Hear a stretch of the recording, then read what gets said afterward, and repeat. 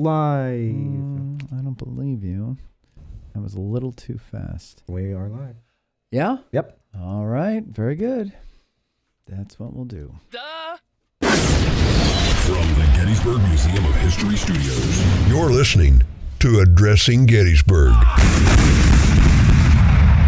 Hello, ladies and gentlemen. It's finally sunny here in Gettysburg, and welcome to this episode of Addressing Gettysburg. Tonight, we are talking about Carroll's Brigade. A lot of you may be saying Carroll Burnett's Brigade, Carroll O'Connor's Brigade. No. I could see Carroll O'Connor commanding. Yeah, Carroll O'Connor. Oh, sure. Commanding a brigade, absolutely. The same role he played in Kelly's Heroes. Yes, I was just going to say. Tad was thinking it was Carroll Channing's brigade. And I said, I'm disturbed that you know who Carroll Channing is. What if it was a caroling brigade? They only came out at Christmas time. That would be nice. But no. It's Colonel Samuel Carroll's brigade. That was his last name. And that is also known as the Gibraltar Brigade. And back with us, actually, the last time we did a live show, he was also here. Last month, I believe it was. So this is amazing. I never left. We kept him here, locked away in the closet. Resident and we let hostage. Him out. Resident hostage, Stuart Dempsey, ladies and gentlemen. Welcome back, Stu. And of course, over here on my right is Mikey B., also known as Michael Boriski of Civil War Tees. And in the back there on cameras, we've got Tad, and Court is there as well. And we've got some guests in the studio there, Jeff and his son. Wait. Don't tell me. I lost it again. Daniel, right? Daniel. And then Laura Langdon from the Langdon Hill House across the street, which is a great B&B and all that stuff there. So we've got a full house here. And Stu, welcome back. Well, thank you for having me. Have you recovered from Grant's disrespectful phone call last time? Oh, yeah. It doesn't take me too long with a little bit of therapy and better living through chemistry to get over that sort of thing.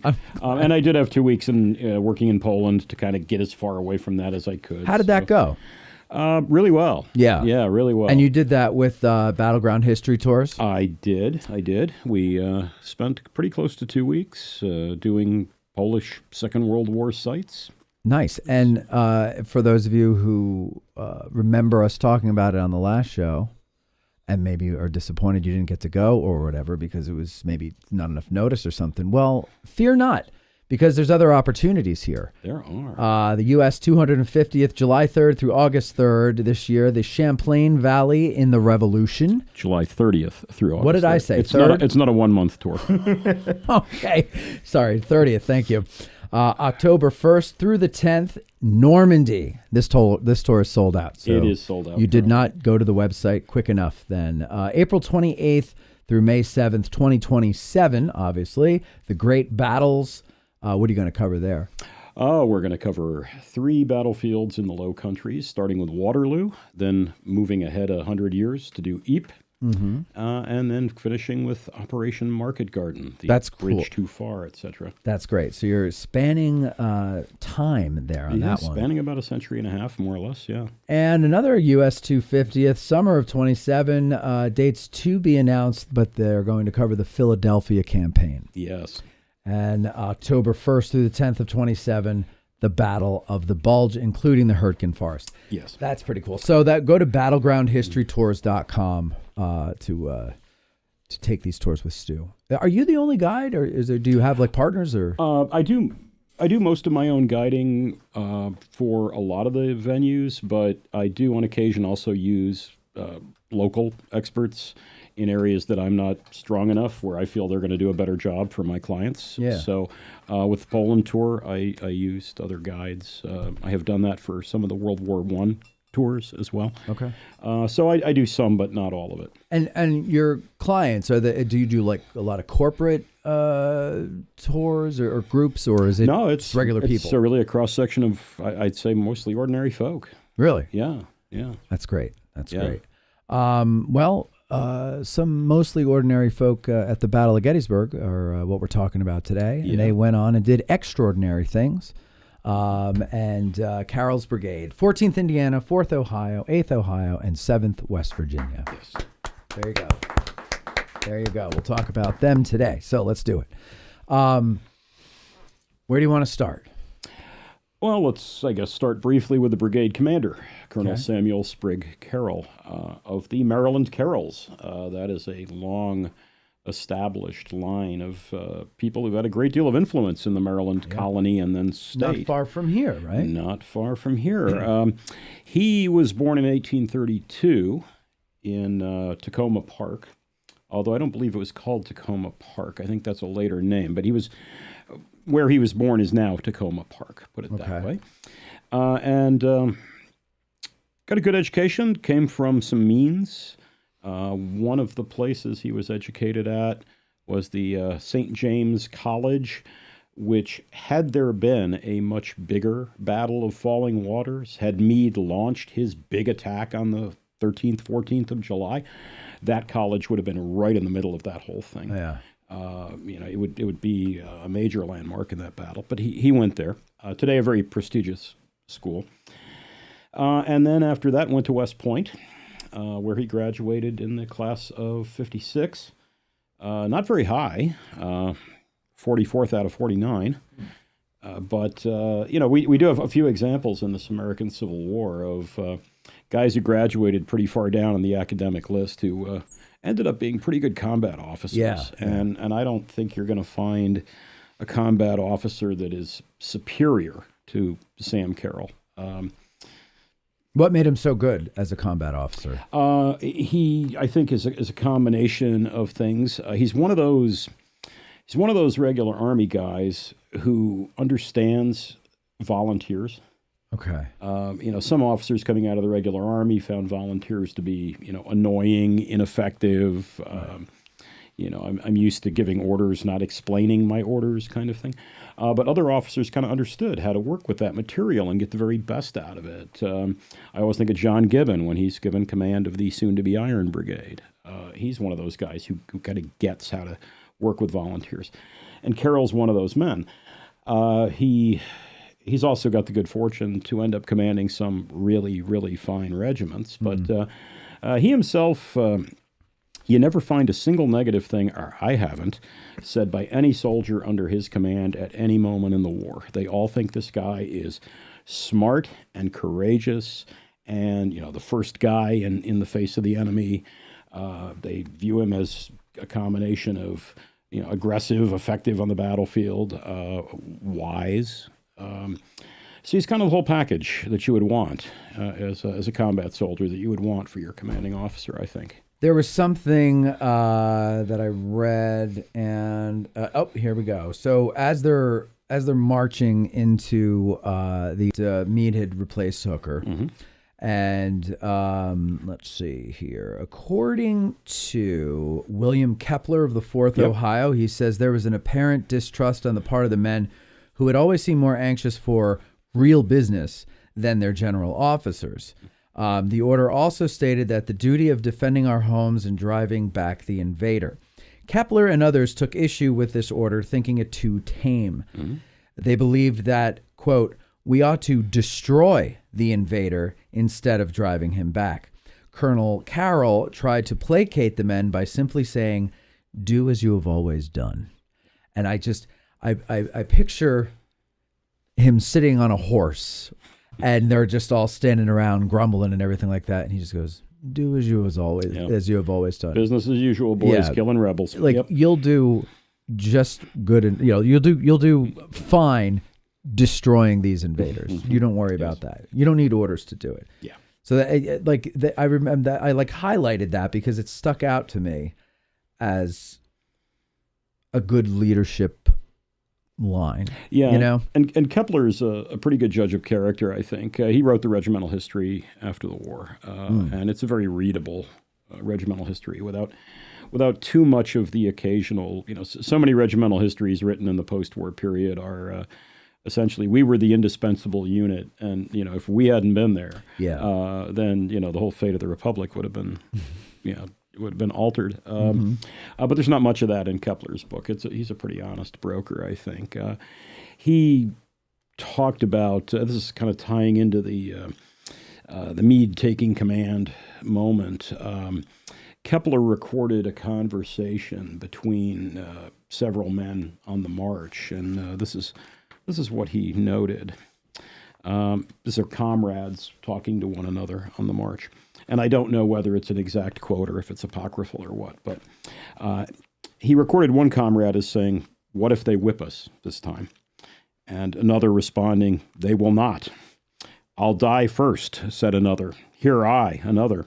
"So will I," yet one more. And immediately those within hearing distance closed up 4 abreast, and thus it was throughout a considerable part of our regiment. The old 4th Ohio was ready to go into the jaws of death and compel a victory. So I think that speaks for a lot of the men in the Army of the Potomac. Meade's in command. Okay, what do we know about Meade? Not a lot. Maybe if you're in the 5th Corps, you know a little bit about Meade. If you're not in the 5th Corps, you don't really know much at all about Meade. You're hoping he's going to do better than the last guys. But at this point, you know, you're pretty cynical about the whole thing.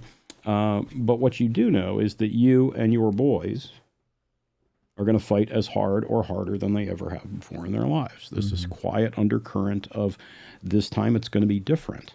You see it in a lot of units. You see these things being written in letters and diary entries by a lot of soldiers in the Army of the Potomac that June. But you really see it in the ranks of Carroll's brigade. These guys are tired of getting L's next to their battles rather than W's. Right. They typically know that they have fought well on every field that they've been on. This is a brigade that fights brilliantly in victories and defeats both. They're not afraid of Robert E. Lee, even if some of their commanders might be. So I think men like Kepler, they kind of capture the zeitgeist. Yeah. I think go ahead, Mike. And I know it's like you said, it's not unique just to that brigade. But you're right. Those letters they're writing in June, or it's not like it's hindsight and they're saying, "Oh, we were ready for Gettysburg before Gettysburg." They're writing it before the battle happens, and it always made me wonder the impact of Meade. You know, this isn't a takeaway from Meade at all, but how much of what that army was going into Pennsylvania was already there. You know, it was going to be different that time. They felt it. Maybe it was because they were coming back up north. Maybe it was because of how Chancellorsville went, like how outnumbered them so much, and how did we let that get away? Yeah. It's not going to happen again. Was it? Nothing's inevitable. Things could get botched. But there was something very different. Well, there is this quiet undercurrent, I think. And as you get to the very last days of June, and it's increasingly likely that next clash is going to be happening in Pennsylvania.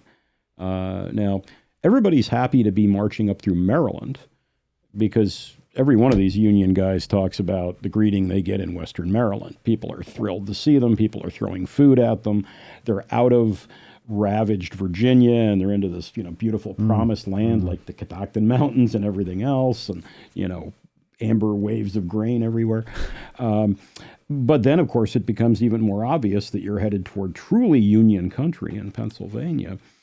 And what do you think the effect of that is on the tens of thousands of Pennsylvanians in the Army of Potomac, right? Yeah. Very first time that they're going to be fighting in their backyards, right? But also, I think that it's the difference between invading and defending. Like in the beginning of the war, you might be like, yeah, let's go down there and kick their asses and everything like that. But by this point in the war, it's got to be tiring to, especially like you point out, like they keep losing. And they're losing as an invading army. And that's got to be demoralizing. But like you said, also, it's there or did you say that it's there in the Army of the Potomac all along? It just needed the right set of circumstances to wake it up. And the inverse and of this that is it. Tells you a lot about the Confederate Army. How do they keep winning? Yeah. Because is that they're intrinsic defending. Home. When I was lucky enough to work at the seminary museum, and I would talk about when Reynolds is killed. No one talked to John Reynolds and wrote down, oh, was my mic on? No. That was weird. We don't know what was going through his mind, but to me... 54 caliber mini ball. It was. But to me, it's the thought process of being in his home state. There's something very different about this. There's something that caused him to not necessarily be reckless, but something. But yeah, the dander up as as it is. To kind of buck protocol and get out there in the urgency of the moment, maybe you can say, or Sure, not even thinking about it. It is a very emotional type thing. Yeah. So. My boys got the dander up. There That's what you're talking about. Real quick, before we move on, I forgot to do this, and I have to thank Matthew Gillespie. Our listener, you might be noticing I'm wearing a different T-shirt here. This is the T-shirt I'm wearing. He had these made for something other than this. It wasn't this, but he had a whole box of them left over and gave them to me at the April Get Out of the Car field talk.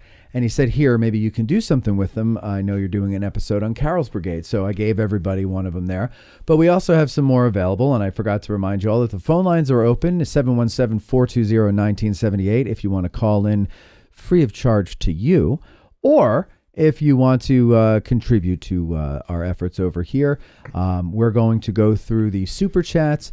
And I guess we can't really pick at random, right? We'll do it because randomly. their names are there. Eeny, meeny, miny, moe. Well, I'll eeny, meeny, miny, moe. I'll put it into a randomizer and it'll just pick Oh, there one. you go. Okay, all right. Mike will do that. 2026. I'm sorry, I forgot about the world. Anyway, we will randomize the super chats, and then whoever wins will get a T-shirt. We only have extra large left, so you got to live with it. Okay. All right, back to the Gibraltar Brigade. First of all, that Gibraltar Brigade, where'd they get that name? They get it at Antietam. Okay. After the brigade plays a key role in cracking the sunken lane, bloody lane position, and lose appallingly doing so. But it's... Was Carroll the commander then? No. The commander of the brigade at that point is actually a pretty able guy in his own right, Nathan Kimball. Okay. Nathan Kimball, unlike Carroll, was not a military professional. He was a Hoosier politician primarily, though he'd seen some service in the Mexican War as a volunteer officer, so he wasn't completely new to the Army stuff. But he's the initial commander of the 14th Indiana, which, of course, is in this brigade here at Gettysburg. He has an interesting claim to fame. In the first year of the war, he plays a role in defeating both Robert E. Lee and Stonewall Jackson. Really? Yeah. Battle of Cheat Mountain. Now, these are not big affairs, obviously. Sure. Battle of Cheat Mountain, his regiment plays a role in defeating Robert E. Lee and Lee's incredibly unsuccessful debut in Confederate Field Command in West Virginia in 1961. And then Kimball's de facto tactical commander at the Battle of Kernstown, first Battle of Kernstown in March of 1962, where Jackson gets walloped. So Kimball wore that with a lot of pride for like the rest sure of he his. did. He probably had T-shirts of his own made up with that, like I beat Jackson and Lee. Kimball's Brigade. But really, a guy with I think natural ability, a competent officer. So he's commanding them in the earlier days. Okay. But the Gibraltar Brigade moniker is usually attributed to their Corps commander Edwin Sumner. At Antietam, these guys are in the 2nd Corps, just as they will be at Gettysburg. So it's usually attributed to Sumner. I have seen it in secondary sources also attributed to the division commander at the time, General French, William French. I don't know which is correct. I've always seen Sumner forever, so I just would say probably Sumner, but French is a possibility. But one of those two officers, either their Corps commander or their division commander, gives them that moniker. So you got the Iron Brigade. Yes. You've got the Gibraltar Brigade. Yes. How many other Army of the Potomac brigades at Gettysburg have a name like those? Well, there's the Philadelphia Brigade. Okay. Irish Brigade, of course. Well, yeah. That comes to mind. You're going to make me go through the whole order of battle here, okay? There had been the Iron Brigade of the East prior to the departure of a number of the two-year New York regiments, like up to Chancellorsville. We've got those weird designation, like the 2nd New Jersey Brigade is Burling. Yeah, 1st and 2nd New Jersey Brigades. Absolutely. 1st Vermont Brigade. I'm thinking more like nicknames Nicknames like as opposed Iron to- Brigade, yeah, Gibraltar Brigade. You know, these are, you know, Iron's hard, the Rock of Gibraltar, you know, brr, Yeah. you know, like Irish Brigade, they're Irish. Yeah. You know what I mean? Go figure. Yeah. So it's not the same, what I'm saying, but I'm just thinking like cool nicknames like that. I can't think of another one. I mean, Philadelphia Brigade doesn't really tell me. That doesn't say It tells you where anything. some of them are from. Yeah, anyway. but it doesn't. Not all of them, but It doesn't yeah. make me scared like Iron or Gibraltar. Like I feel like I'm Fair going to put up. These guys are going to put up a fight. Yeah, what you really want is like the Sledgehammer Brigade. Yeah, or right, something, right. you know, Right. Like, yeah, Yeah. Because so you can't think of any other ones, can you? I'm sure I'll think of about 7 after I leave Tomorrow, here, but yeah. Well, if anybody has them, put them in the comments. I mean, on the divisional level in the 12th Corps, you have Geary's White Star Division, and all those guys consider themselves part of the White Star Division, Okay. which All right. is a terrific combat division. So maybe I'd throw them in there, perhaps. Oh, wasn't there something with animals? Oh no, that was the regiments. Who was that? Was that Candy's Brigade? A couple of Candy's Brigade regiments have. They have like owl and the owl for the 5th Fighting Ohio Cocks. and the Yeah, Gamecock with and the the Gamecock, yeah. 7th Ohio, yeah. Yeah. The 3rd Yeah. Corps Pennsylvania Regiment, the Wildcats. You've got Yeah. Stuff like well, those are regiments. Regiments. Right, yeah. but you were just. I was just going with brigades. I No, thought no, you no. Stooped down the regiment. I realized my mistake, and I said, Was no, a it's not mistake. the brigade, it's the regiments that had the nicknames. Anyway, moving on with the story. So they had a reputation as in the army as fighting fools. I've read somewhere, Yeah. but it's not because they were bad. No. It's because they wouldn't not fight. Like they It's were fools for a fight. Point them at the enemy, and they're going to turn in Yeah. a really good performance. Yeah. It's like I guess that's a Midwest thing. Well, certainly you'd be struggling to find finer Midwestern regiments than these. Yeah. Although I think Well, don't tell Larry that. I have told Larry that, I'm sure. But no, it's a bunch of regiments that by the time of the Battle of Gettysburg have amassed a tremendous amount of battle experience. They've amassed that experience under competent leadership, whether it's Kimball or then it's Carroll. And at least in the case of most of the regiments, they know they can beat the enemy because they've done it before. And whether it's at Antietam or whether it's the earlier stuff like Kernstown, you know, they've seen the backs of the rebels before. Right, So, right. So I think confidence bordering on brash might Yeah. describe this brigade pretty well. And a track record to back it up. Yeah. And a good nickname. Yeah. All right. So they get to Gettysburg when? Late in the 1st? So they march all day on the 1st. They begin down around Uniontown, Maryland, so in the Taneytown neighborhood. Okay.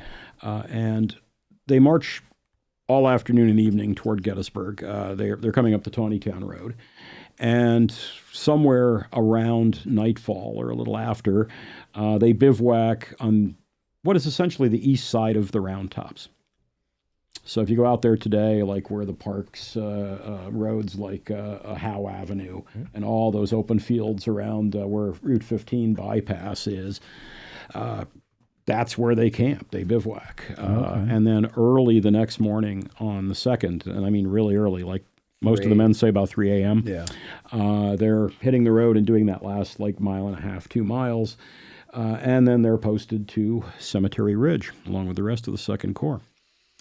And so where exactly on Cemetery Ridge are they at this point? So they're going to form the right of the 1st Corps line. And so that's, if you want a central landmark, the Bryan Farm. Oh, okay. Okay. And Ziegler's Grove. Yeah. That's the area that they're occupying. And facing West. Facing west. To one thing, the division and the Corps were facing west. In the case of Carroll's brigade, at least once they arrive on the field, which is to say once they complete their march from their previous night's bivouac, they're ordered to deploy facing northward.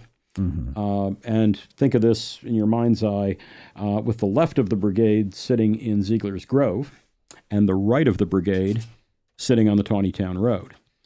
Okay, so basically a line that would have Across run the through parking lot today.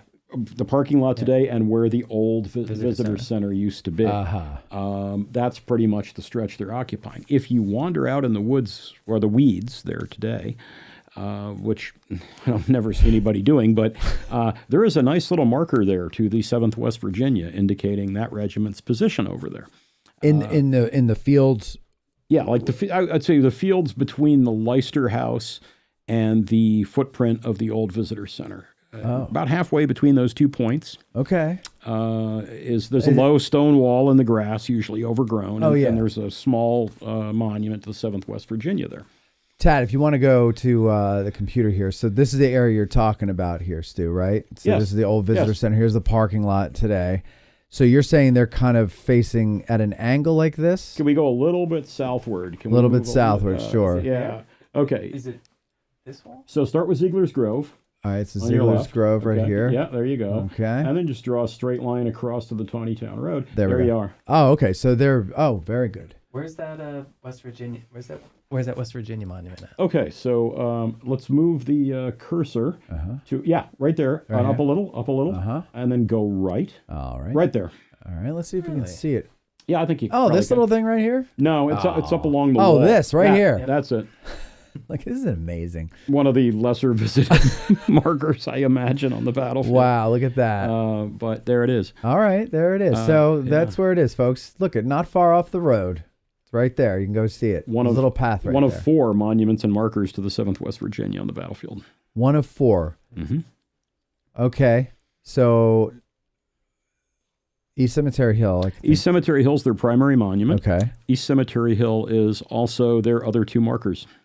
One right along Wainwright Avenue, okay, which is where they end up on the night of July 2nd, after they help retake the hill from Early's division. And then there's one partway up the hill, too. So they're well marked, the West Virginians. Ironically, the only regiment of the brigade that does not have an additional marker, in addition to the standard regimental monument, is the one that really needed it most, which was the 8th Ohio. But the 4th Ohio has an additional marker. 14th Indiana has 2 additional markers. They're both on East Cemetery Hill, pretty much along Wainwright Avenue.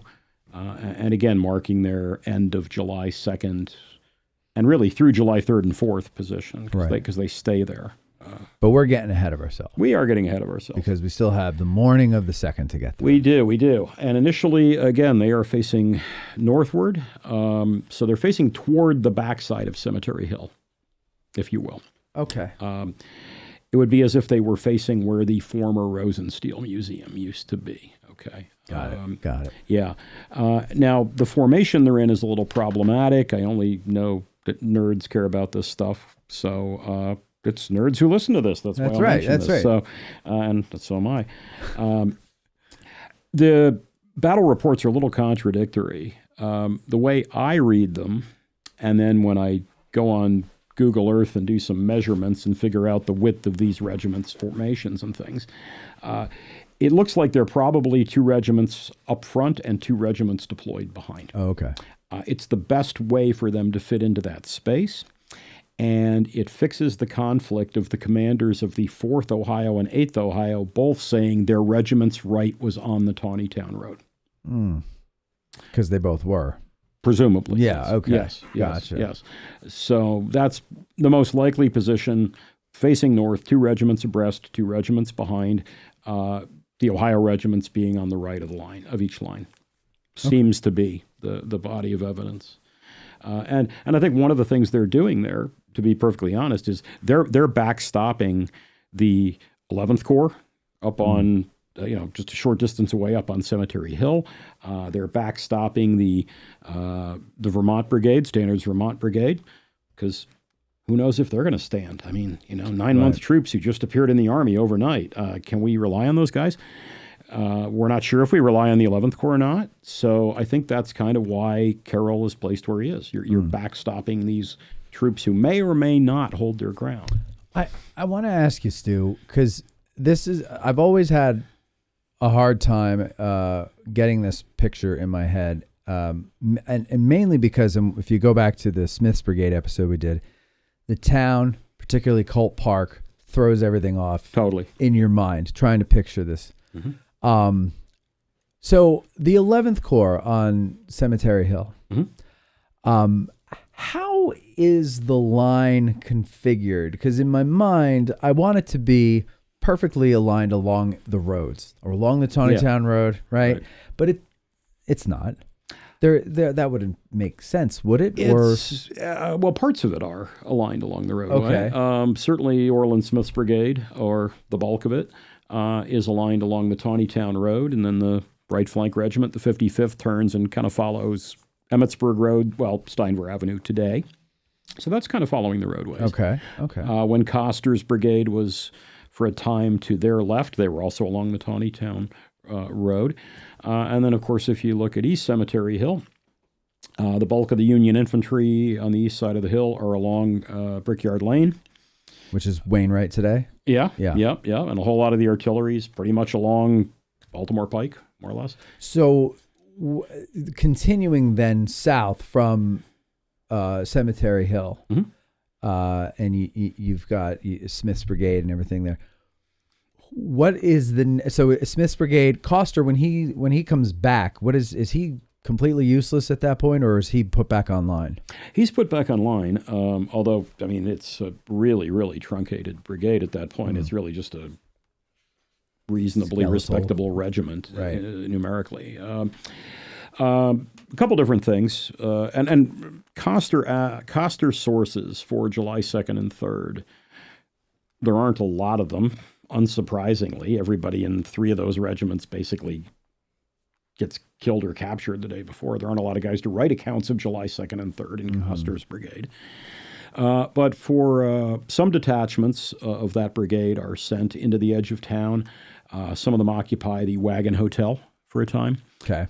We know the 73rd Pennsylvania from Coster's brigades in there for a while, or parts of it.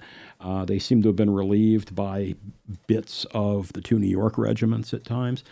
And they seem to at least have been partially involved in the counterattack that retakes Wiedrich's New York battery on the height of Early's attack on East Cemetery Hill. They seem to have at least been somewhat involved in that. So they are utilized.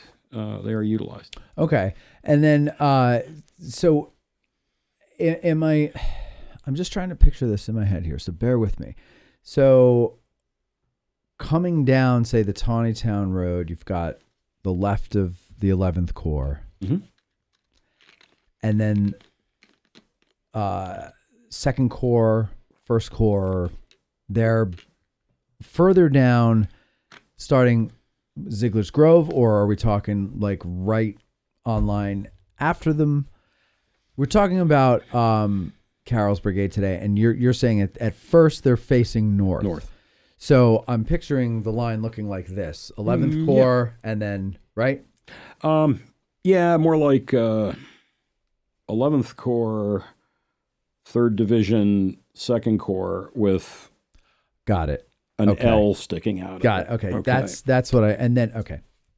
Now I've got it in my head. Because the rest of their division, the rest of the division that Carroll belongs to, they're all facing toward the west. They're in sort of the main line of battle, if you will. Right. And that's Willard's New York Brigade and Thomas Smith's Mixed Brigade, Connecticut, Delaware, New York. Okay. So just so that, Tad, if you want to go to this here, just so that everybody at home wonders why I wasted your time there. This is if your mind is feeble like mine, this will make sense to you. But see all these roads and all these lines and all this, and now you got buildings and houses and stuff. Some were there, some aren't there.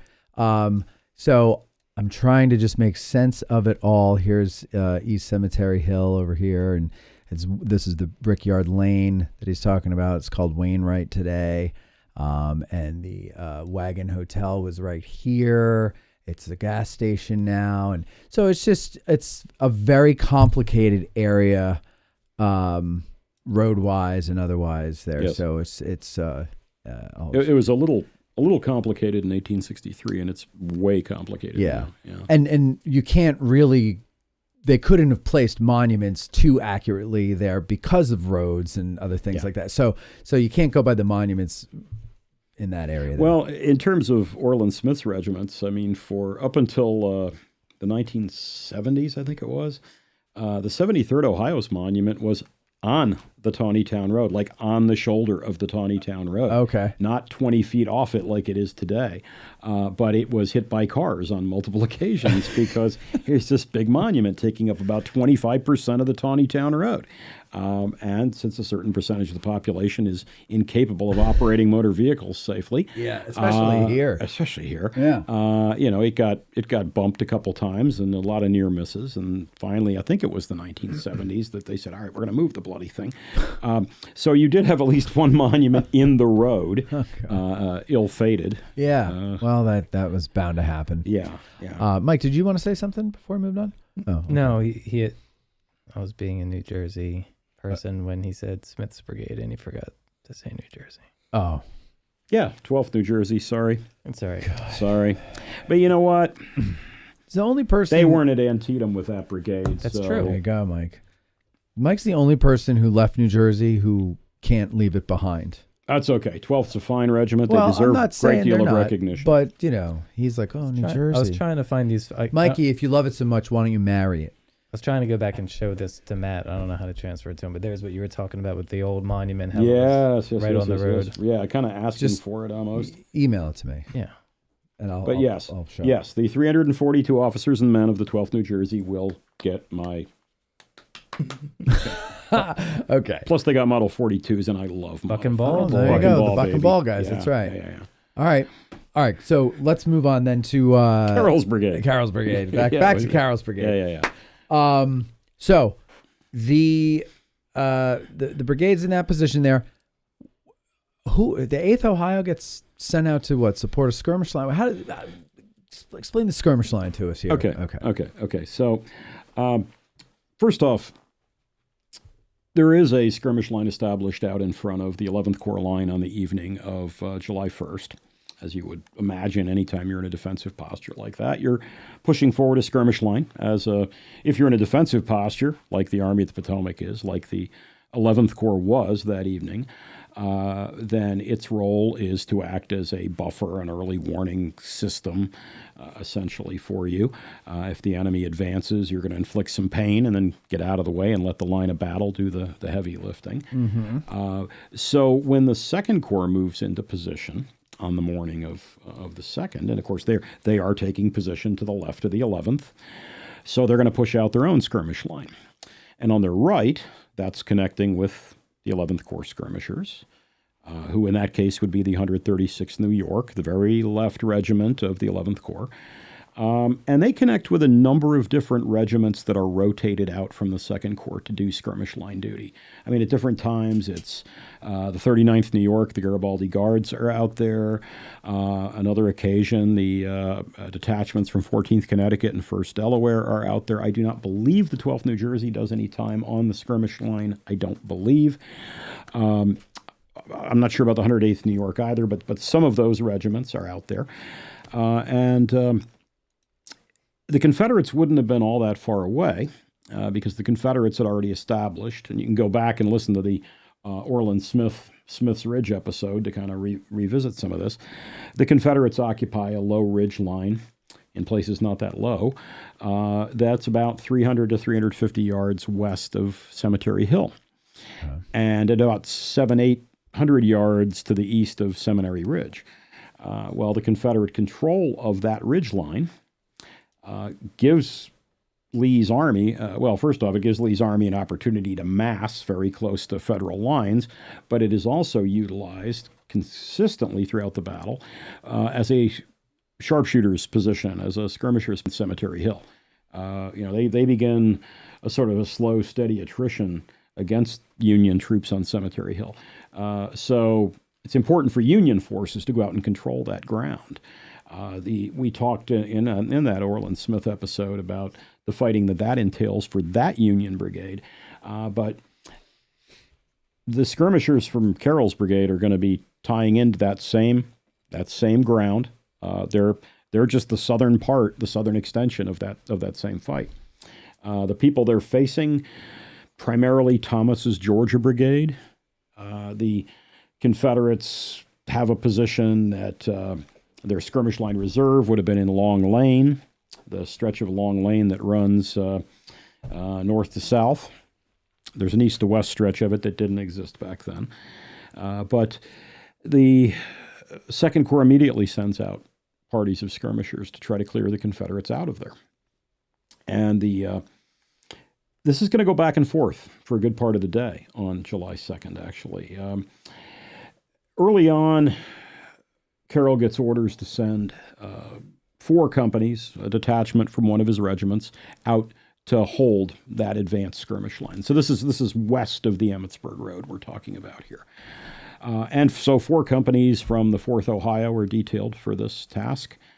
They're commanded by the XO, the regimental XO. They're commanded by Major Gordon Stewart.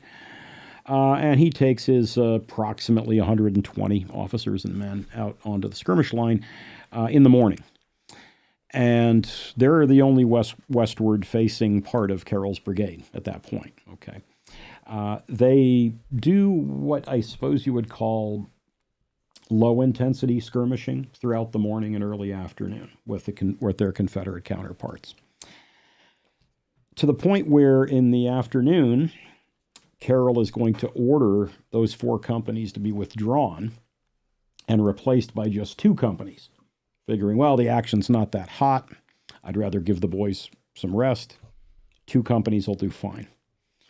Unfortunately, the timing on that's a little rough because it's right around 4 p.m., and that's when the Confederates decide to really ratchet up the pressure that their skirmishers are bringing to the Union line. I think this is part of sort of a northern extension of Longstreet's big attack that's slamming into the Peach Orchard salient, okay? So these are efforts by the Confederates further north to sort of add a little weight, add a little support to that. So they get a lot more energetic with their skirmishers. And turns out 2 companies from the 4th Ohio isn't enough. This little detachment, it's commanded by Captain Peter Grubb, and Grubb has 2 lieutenants and 46 NCOs and enlisted men. And they come pretty close to getting swallowed up by a very aggressive advance by Confederate skirmishers. And everybody's getting hit. Grubb gets shot. He's forced to go to the rear. He survives, but he's out of the battle. Both the lieutenants are KIA. The detachment ends up under the command of a wounded sergeant who still insists hold our ground. But all this is being seen just from several hundred yards away by Colonel Carroll, who's undoubtedly watching this from somewhere around Ziegler's Grove, and seeing this little detachment about to be lost, about to be smashed. This is what prompts him to order the entire 8th Ohio to make an advance down to the Emmitsburg Road and put a stop to this Confederate skirmisher nonsense.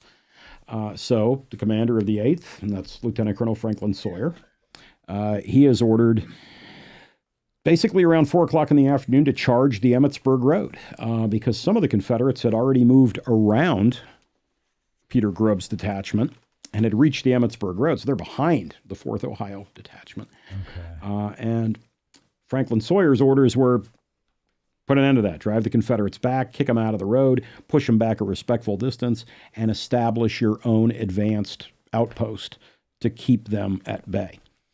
Now, this is a tall order for a regiment of 209 officers and men. Yeah. It's a pretty tall order. Yeah. But it's executed by some pretty good soldiers. So these men who leave us accounts of this, it's pretty quick and dirty, apparently. An entire regiment of veterans charging down into the Emmitsburg Road, finding a few dozen Confederates, capturing a bunch of them. One of the men says 60 prisoners. Killed 3 more. 2 different men talk about 3 dead Confederates lying in the Emmitsburg Road. Some Confederates tried to flee northward up the Emmitsburg Road, where they would have run right into 11th Corps skirmishers, and I'm sure been killed or captured as well. Right. So this little advance by the 8th, it definitely knocks the wind out of the Confederate skirmish activities in that neighborhood for a little while. And then Sawyer is ordered to keep his regiment out there. So it's not just advance, kick the enemy's butt, and pull back. No, you're going to keep your regiment out there a few hundred yards in front of the main line. which if I'm Lieutenant Colonel Sawyer, that's not a very welcome order. No. That's a very scary order. Yeah, actually. because today I'd be like, oh, we'll just hide in the backyards of all the houses, right? Yeah, but there were no go down in the backyards. of cellars and houses. establish some good anti-tank positions. Exactly. Yeah.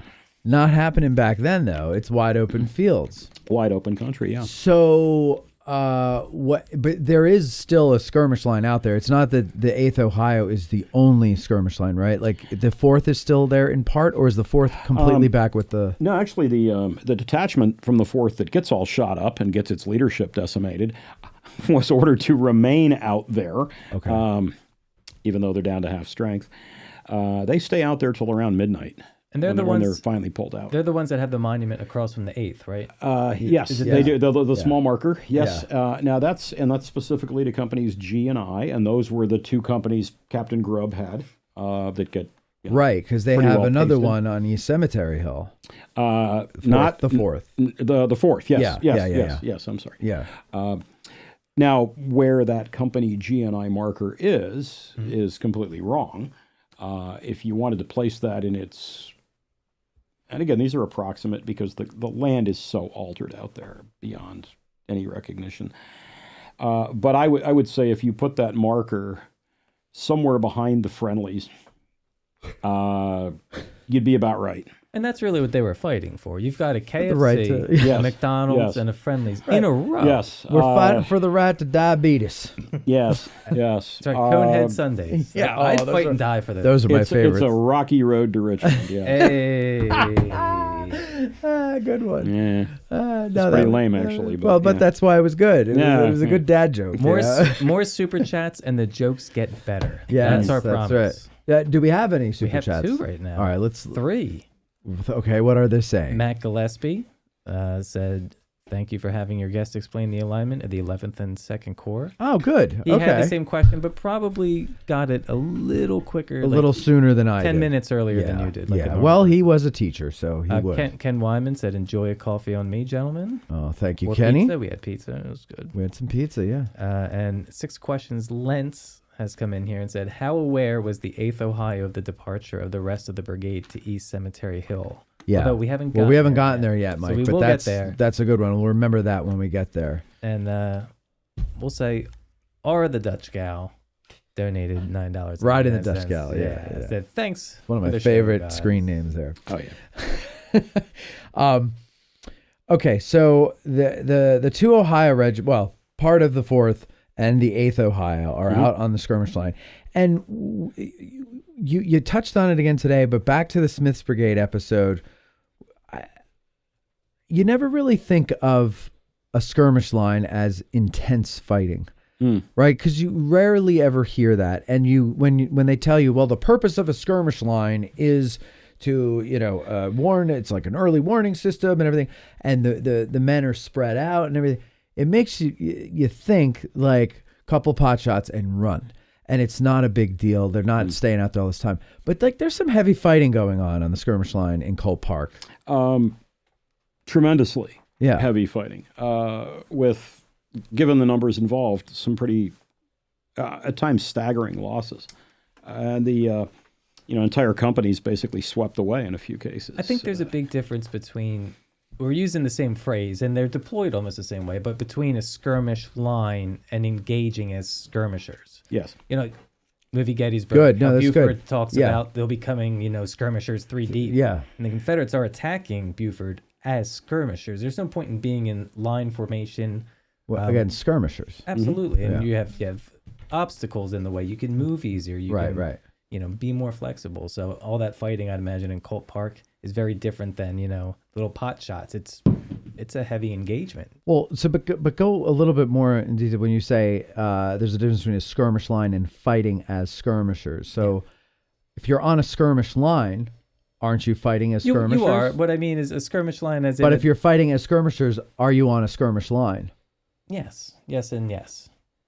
You can still be...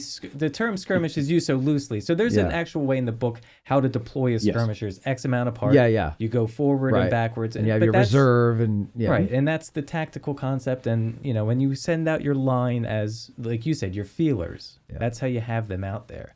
But there's also times when you're going to engage and it just doesn't make sense to go out there in line. It could be the terrain, it could be what you're up against, and they're just in those skirmish type formations, maybe more compact than they usually would be, or just it's more loose fighting. Well, so what's interesting though to me was reading about when the 8th Ohio is out there, and I forget who they're going up against, but like they actually charge somebody, and oh god, it was.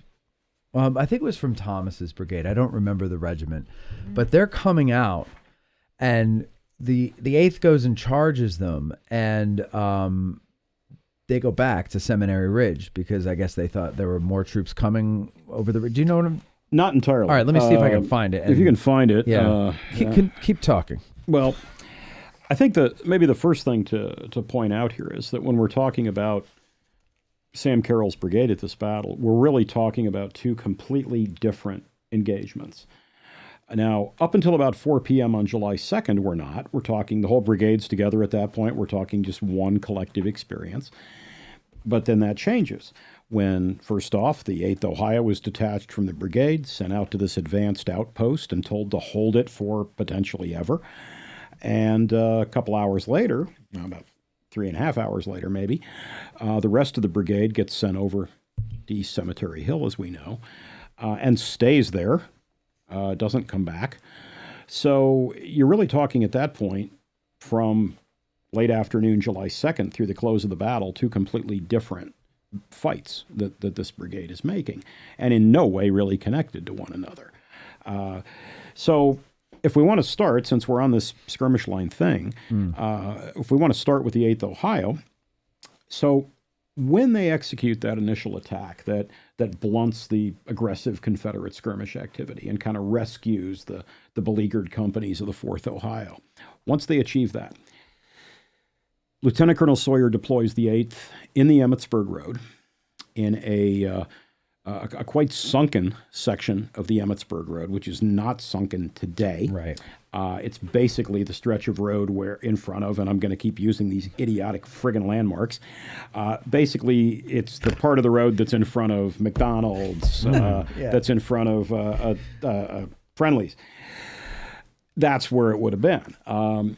But it was a couple feet deep in there and a long enough stretch of road that you could pretty much put a small regiment down in that.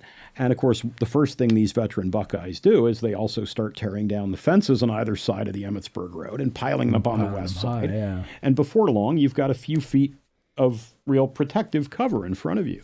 So that becomes the main position, the main line for the 8th Ohio for the next 24 hours. Okay. Pardon me. And from that position, Sawyer will regularly send out 2 or 3 companies, occasionally 4, to man an outpost line, a skirmish line, further west. And that's in the neighborhood of today's Highland Avenue. Okay. Which is right behind basically on top of the ridge that whole park is on, right? That's correct. Yeah. That's correct. So I found the part that I'm confused with. Now, this is later in the day, 4 p.m. So let me go back a bit so that maybe the actions will make sense. So Sawyer threw out 2 of his companies as skirmishers and arranged the remainder of the regiment in a natural depression on the east side of the road, which is what you just talked about. The men immediately began pulling down the fence rails and made crude breastworks. The Confederates moved forward again at 4 p.m., this time in greater force. Sawyer responded by ordering the remainder of his regiment to its feet to join the skirmish line, quote, on a run, cheering and firing, end quote. The Confederates... That's later. This 4 p.m. No, it's later than 4 p.m. Oh, it's later than 4 p.m. Because the 8th doesn't even make its initial advance to the Emmitsburg Road till approximately 4 p.m. Aha. This is closer, I think, to... and without having the primary source that's presumably drawn from in front of me, I can't really dissect it, but around 6:30, the Confederates again really ratchet up the skirmish line pressure. Okay. And why not? At that point, you've got the neighboring brigades like Wright and Lang and you're hoping Posey going forward. So it makes sense to crank up the pressure on the skirmish line. And that's also the same pressure that gives Orland Smith's brigade a really hard time around 6:30 p.m. They really pressure Orland Smith's people.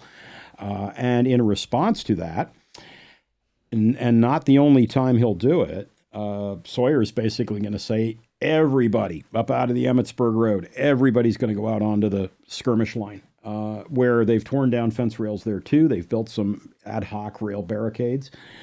He deploys everybody out there.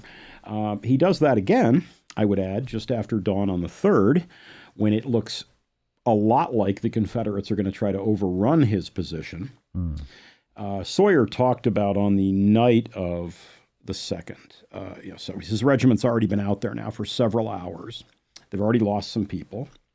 And he talks about all overnight just constantly fearing that he was going to get overrun. He was absolutely aware of how incredibly isolated his regiment was and small his regiment was.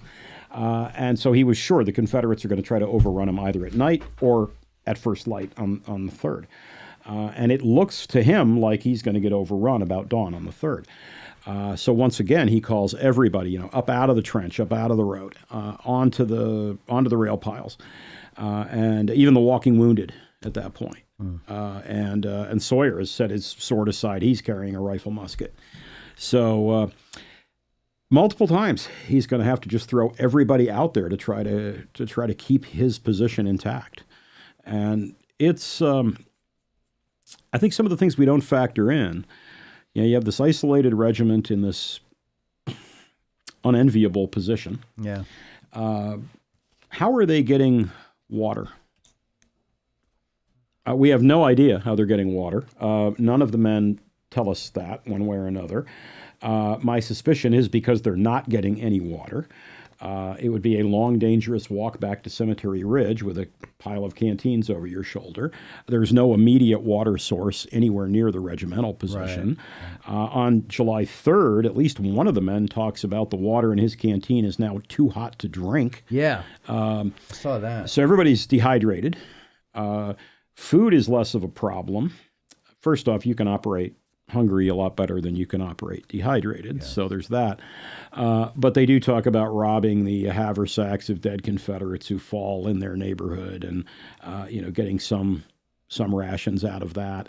And in one of the more intriguing references from one of Sawyer's men, he talks about shooting 2 Confederates, one of whom had 4 big hams strung on his back.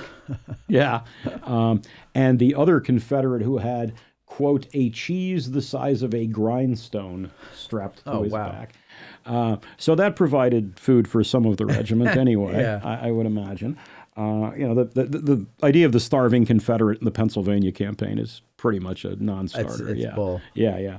They're doing fine. But Stu, I'm trying to picture this though, because in the Emmitsburg Road, mm-hmm. in front of the Friendlies and the McDonald's, that area there, I wouldn't want to, with bullets flying everywhere, I wouldn't want to walk from there to Cemetery Ridge or Cemetery Hill. No.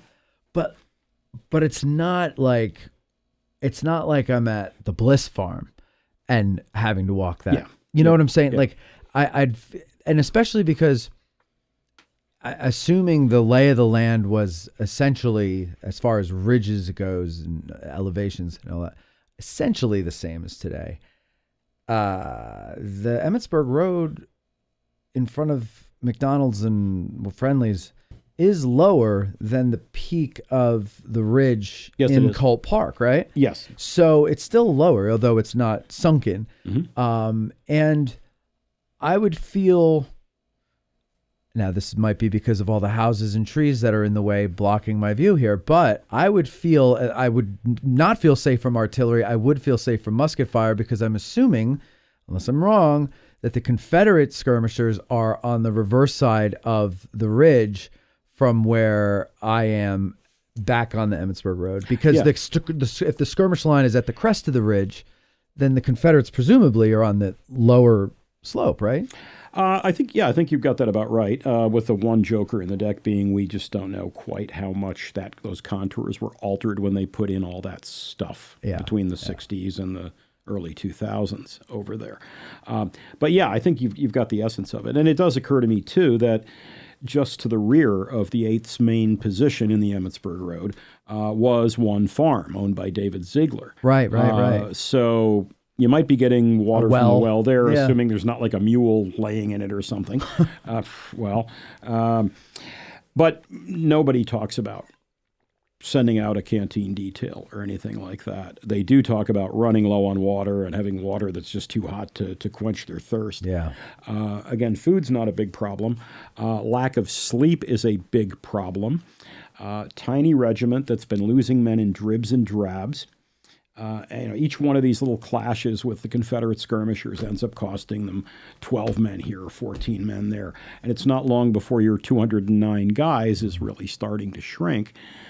So you're ending up with a big percentage of your regiment having to be on alert all the time. Yeah, right, because you don't have a lot for reserve. Right, you don't. Yeah. If you're not out there on the outpost line, then you might get a couple of quick Z's in the Emmitsburg Road trench, but not really. Yeah. Not really. Yeah. And where I think this... Where I think this plays into the story a little bit, and I admit I'm kind of jumping around here a little bit with the Carroll's Brigade story. I'm sorry, but sticking with the 8th Ohio, of course, the thing they're the most famous for at this battle is being part of an impromptu attack that strikes the left of the Pickett, Pettigrew, Trimble, Wilcox charge. That sort of slams into the left of Pettigrew and Trimble, particularly. There were soldiers in the 8th Ohio who later suggested that incredibly bold move occurred because their colonel was maybe in his cups a little bit. Because it just seemed like such an insane move. Didn't Batchelder think that too? He may well have. I'm not certain, but I wouldn't be surprised. Because, again, we're going to take this tiny little remnant of a regiment. We're going to just throw it against the side of this monstrous attack. Right. Of course, it works. It works really well, and it catches the Confederates at a point where their numbers no longer matter. But there were soldiers in the 8th who were like, I think maybe Sawyer had a couple too many there. But I think what it comes down to is we're talking about a man who is under profound stress, sleep-deprived, dehydrated. He takes a wound in the scalp at dawn on the 3rd that grazes his head. That hurts. And he says, I saw stars. So he's concussed probably. I could see where launching a gutsy, perhaps inadvisable attack like that might seem like, the guy's attacking because he's wasted. Or he could be just loopy from getting hit in the head. Yeah. Or it could be, Matt and I did an episode with a doctor. Remember that guy? About Craig Miller. Yeah, about sleep deprivation. Mm-hmm. And it was one of my favorite things we've done because it's so commonplace, and when we're talking about it, it makes so much sense. But it's something they don't really think of. No. About how the U.S. Army and stuff looks at sleep deprivation as being akin to being drunk. Mm-hmm. The changes in decision making are exactly the same. And it doesn't take a long time of being sleep deprived until your decision making is very hampered. Well, I don't know if this ever came to fruition or if it did, but they don't enforce it. But I remember before I moved away from New Jersey, before I fled, they wanted to, or they did pass a law that put driving while tired on the level with driving under the influence of alcohol. How do you quantify that, though, legally? I don't know. I mean, there's not a breathalyzer that's probably why tired, it might not be a law. Yeah. I think that they were trying to do that because there are a lot of accidents from people who just aren't getting enough sleep. Totally. Right? You just fall asleep behind the wheel. For like 3 I know that happened to somebody I know. And it happens to lots of people. For like 3 years after my stroke, I was going 40, 50, 60 hours without being able to sleep. My ability to function after about 40 hours awake was just so deteriorated. I can't imagine. You're almost like you're afraid to do anything that involves the proverbial heavy machinery or whatever. Yeah. Chainsaw, nope. But I think what we don't always factor into these discussions about units and commanders, particularly leadership decisions, are things like this. These guys are superhuman. They can stay awake for days. They can march for hundreds of miles, and that's the end of the day. They can still charge through a field. These guys are cute. They're in better shape than I am, and they're a lot younger than I am, but they're still mortal humans. And it's the fallacy of, we grew up in it. We study maps, and and everything looks very clean. Decisions are, that was stupid. Or, he shouldn't have done that. He could have just done this. Or this is the best regiment and this is the worst regiment. And it completely takes away the human element that you have 200 souls there, all with different brains, different moods, different needs. We should go to the right. See, everybody has the answer after the fact. Hindsight. Should have gone to the right. John. Yeah. Let me go to the right.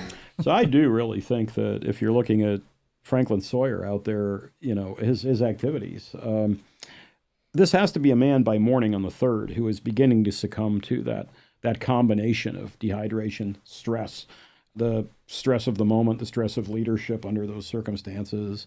Then he gets grazed by a bullet, so he gets a mortality reminder and maybe a concussion.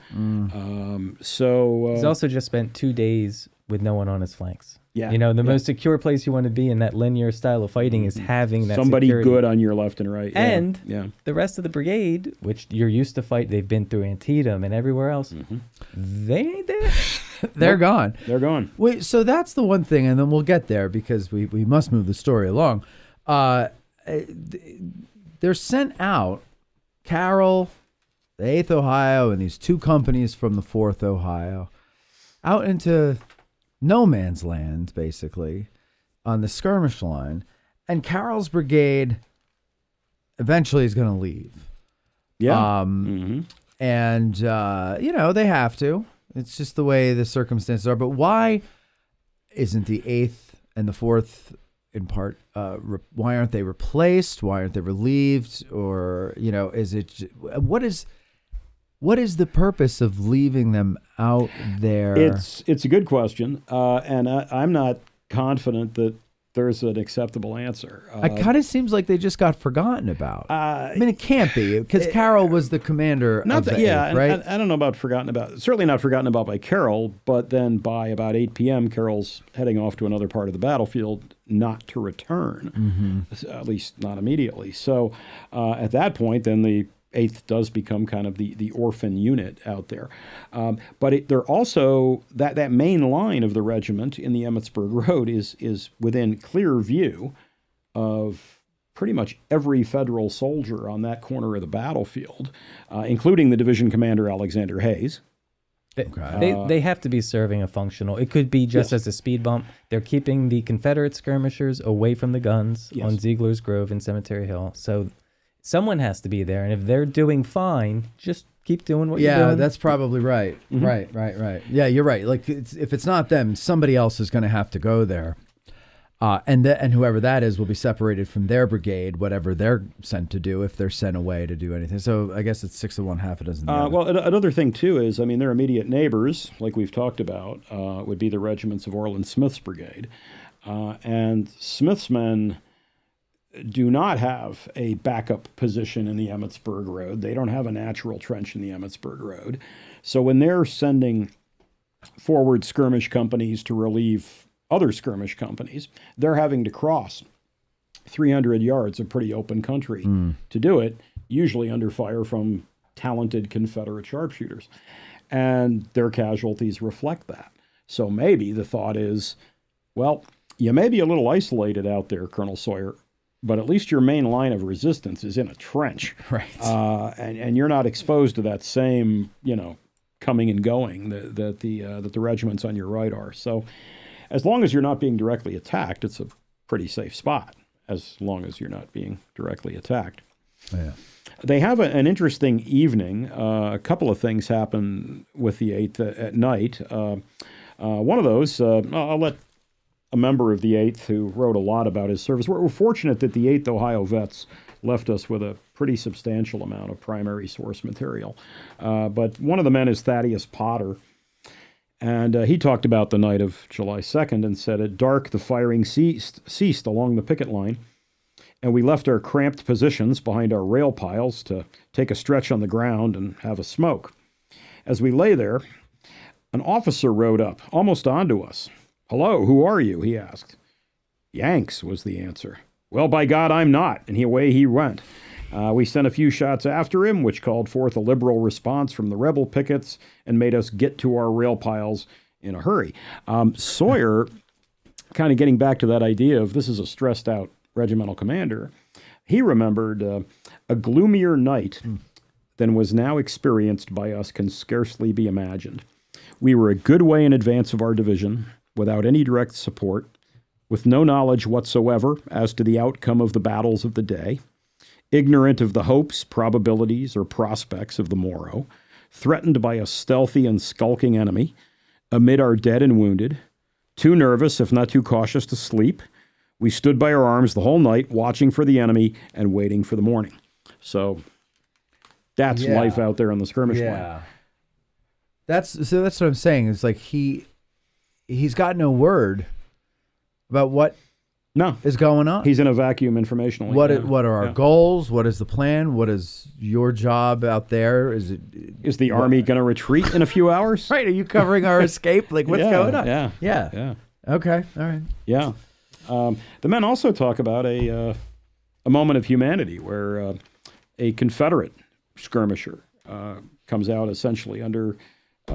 He emerges from a tree that was between the lines, and about 30 or 40 men of the 8th Ohio, they all train their weapons on this guy. They're going to, blow him to kingdom come if necessary. But then they find that he's carrying up canteens, and he begins to give water and assistance to several wounded members of the regiment who'd fallen in front of the outpost line. So they let this guy go to his work, and they give him a big, cheer, good on you. And then when the Reb returns to his lines, he hollers out, "Heads down, we're going to open fire." So, there are these occasional weird moments of like humanity or semi-humanity going on amidst the carnage. And weird is a good word. It's such a weird thing that goes on amidst killing. That compassion for a dying person. I guess once you're hit, all bets are off. You're no longer my enemy now. You're just a dying person, and I can't stand to hear you suffer, so I'm going to bring you this water. You know what I mean? It's so weird to me, the whole thing of kindness amidst a battle. Well, fits in with the whole war is complete madness theme that I'm on board with. Yeah. Amen. Well, that's how their evening goes. You want to talk about the other three regiments? How did their evening go on July 2nd there? Well, initially less exciting than the 8th, although not for long. Soon after the 8th is sent out to its Emmitsburg Road position, a couple hours later. And again, this is now where Anderson's Confederate Division is joining the attack. So you've got Wright's Georgians, Lang's Floridians, some of Posey's Mississippians beginning to strike towards Cemetery Ridge. And in response to that, Carroll's ordered to take his other 3 regiments, still facing in that northward position like they'd been all day, redirect them so they're facing westward, and then shift down a little to strengthen the Union position closer to the Angle area. So the 4th Ohio goes down to about the area where Arnold's Rhode Island Battery is. The other 2 regiments take positions a little further north, but they're all along that stretch south of the Bryan Farm area. Mm-hmm. So they're bulking up. The Union troops are already there in case there's a Confederate breakthrough. They don't stay there very long, although they are subjected to a little Confederate artillery fire. One round hits a stack of rifles and sends rifles and bayonets whirling through the air, cuts a guy in half in the 4th Ohio, mangles a guy in the 7th West Virginia. So there's a lot of ways to die on these battlefields. Yeah. But they're only in that position a little while, and then the call's going to come, send a brigade to Cemetery Hill, send Carroll. And this is in response, of course, to the attack on East Cemetery Hill by Jubal Early's Confederates. They punched 2 holes in the Federal infantry line at the base of East Cemetery Hill. And at least some Confederates, not a lot of them, but at least some get in among the Union batteries up on the summit. And of course, this is familiar to most Gettysburg students, I'm sure. Well, Carroll's 3 regiments are going to be ordered to be part of the counterattack force that retakes the summit of Cemetery Hill. And he leads the 14th Indiana and 7th West Virginia move first, and then kind of trailing behind them a bit is the 4th Ohio. The strengths of these units, they're not big. 191 officers and men in the 14th Indiana. 234 officers and men in the 7th West Virginia. And 299 in the 4th Ohio.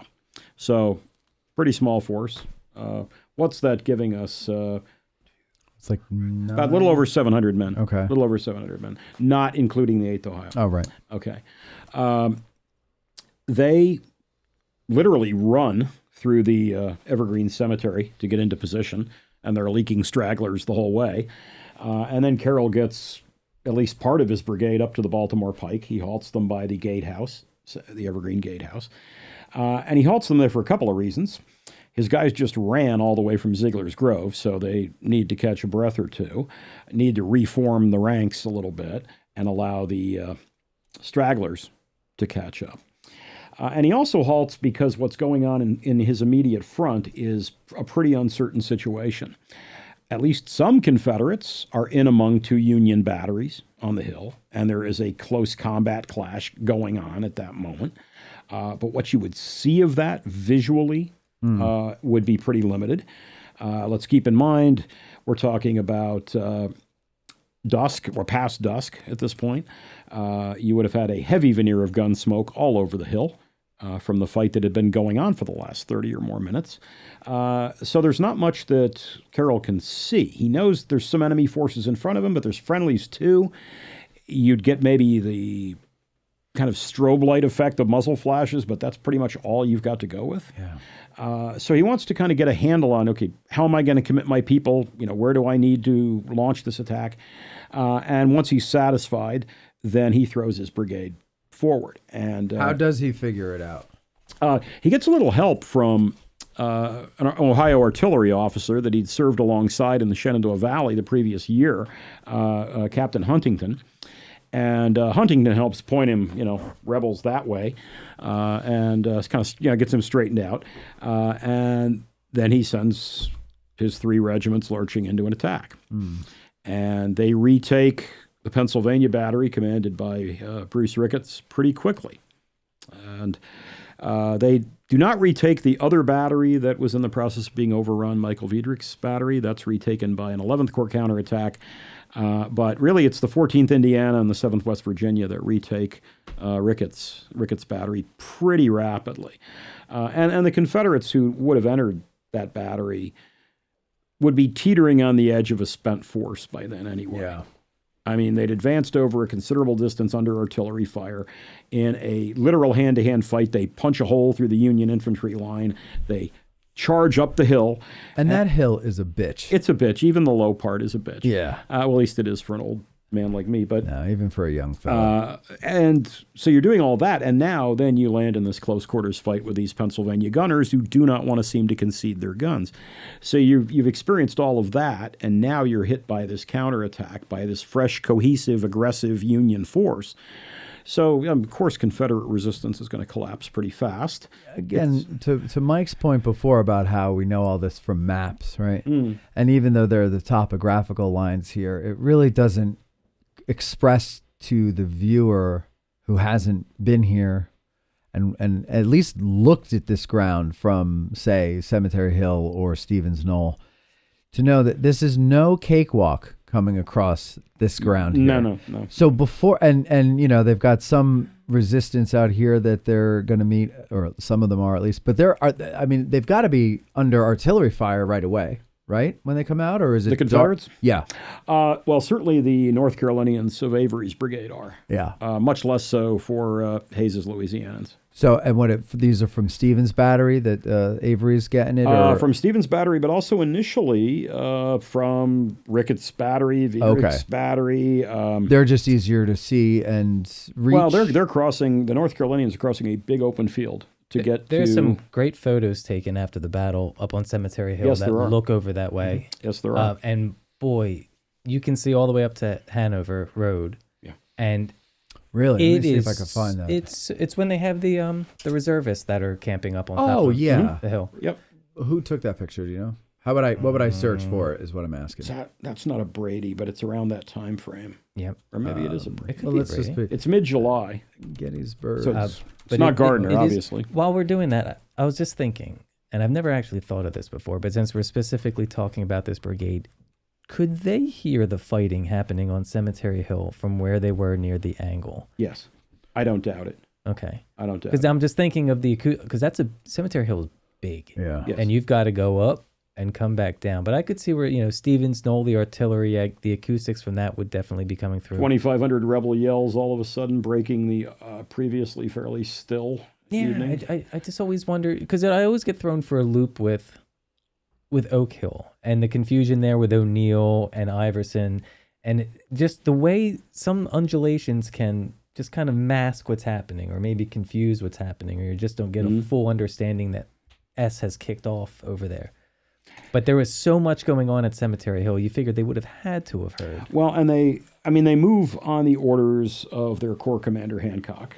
And what seems to be happening at that moment when Early's troops hit the 11th Corps line on East Cemetery Hill, and begin to create those two punctures in the 11th Corps line. Howard apparently sends a courier to Hancock, who's his neighbor, looking for help, and apparently, and Hancock later says, or John Gibbon later says that Hancock, I think I have this right, that Hancock on his own decided to send a brigade. So it may simply be that this is two corps commanders recognizing at the same moment that help is needed, and Hancock's, okay, send Carroll. Hancock may have not even received Howard's request yet at that point. So Hancock knows there's something going on in Cemetery Hill. I mean, no question. No, absolutely. So, how long after... And I'm sorry, because now I'm wondering, how Wright always complains about Posey, about how Wright got all the way up there. And but Wright complains about everybody. He does. But now I'm thinking if Posey had gotten more involved, would Carroll have had to have been involved away from that and not be fresh to go over to Cemetery Hill? It's entirely plausible. If you want to throw the what if in there, well, what if Posey and Mahone? Yes. Because that's something I would then say that almost certainly would have tied down. But this is a great Carroll's example brigade. of those. I mean, we always say interior lines and the benefit of it. But, at the tightest of interior lines, they're moving troops, literally running over the hill to save the day on the other side. Mm-hmm. Yeah. And how many times does that happen on July 2nd with the Army of the Potomac? A lot. Several. Yeah. Absolutely. Yeah. Exactly. I found two pictures that I believe were taken the same time from Cemetery Hill. Yep. So this... There's the one with the guys. Yep. That's the next one I'm going to. So the this one here is fascinating because today, if you were to look in this very same direction from this very same spot, bus tour center. you would see the bus tour center where the tents are. That's their parking lot. The Jenny Wade House a little further down there.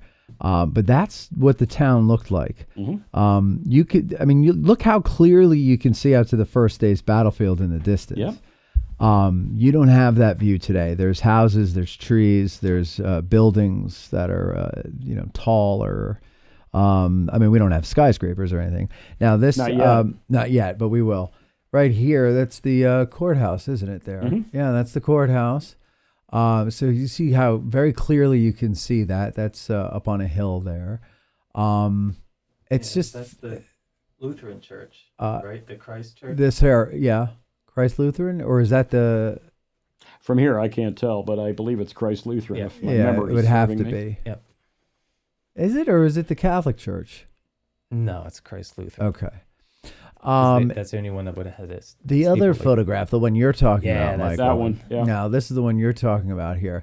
I got a middle school over here now. Yes. This is pretty much the same, except you can't see it now because these trees are That's a about big this grove. tall. Yeah. They're like all the way up But here. to the right of that grove, like that's ground that Avery advances over and would have been vulnerable to artillery fire a good bit of the way. Yeah. It's only till he gets close into the infantry line at the base of the hill that no longer can the gunners depress sufficiently to hit him. And just where Matt's cursor was, that's kind of where East Confederate is today, going from the Out right here. up to the left. Yeah. Yeah. You're in the right area. And how long after the battle were these photos taken?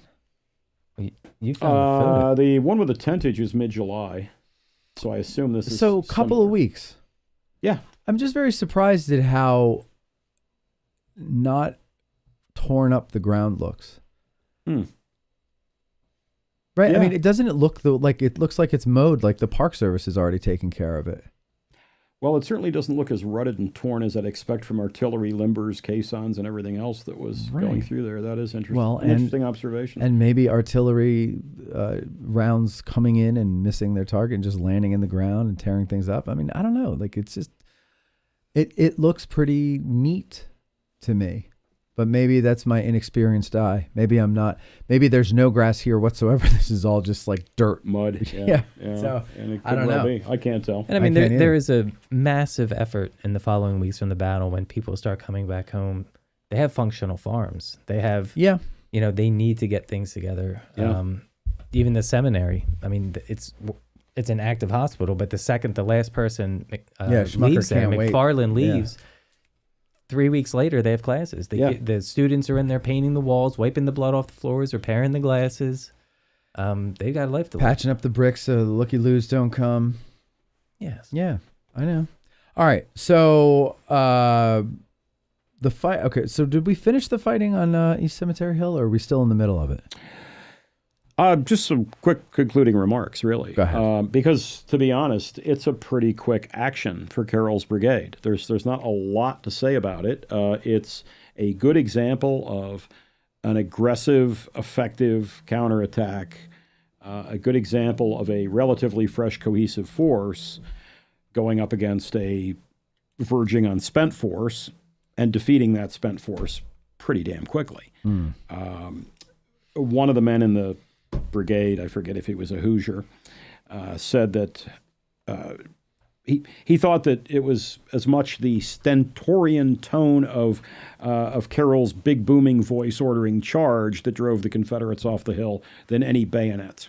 So the consensus seems to be there was a brief hand-to-hand encounter and the Confederates gave way fast, which makes sense. Well, I mean, if you've ever been to the crest of that hill and looked down, or if you've been at the bottom and looked up and tried to walk up without people shooting at you. Yeah. In broad daylight, it's a tough hill. And as you point out, the distance they had to cover, plus God knows how tired these guys are to begin with. And it's dark like that. You can't discount that. You have no light pollution like we have today. No. So there's no parking lot spotlights that you're getting a little illumination from or silhouetting people. The only time you're getting that is when somebody shoots something. Yeah. And like you're saying, it's like a strobe effect. It's just this quick flash. So if your brain can't process the silhouettes you just saw for that split second, you don't know what the hell to do. And you can't tell gray from blue. No. Friend or foe.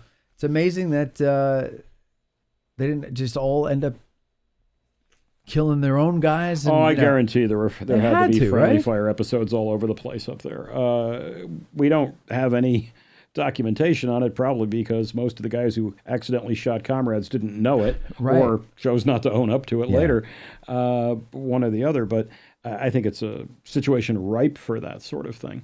And there's a reason you have, there's not a lot of hand-to-hand combat at the Battle of Gettysburg. Right. I'm actually working on a program based on that hand-to-hand fighting at Gettysburg and how little there is of it. That would be cool. But the one place that there is a lot of it and well documented is East Cemetery Hill during that maybe 30 or 45 minute period of the Confederate infantry attack and then their repulse.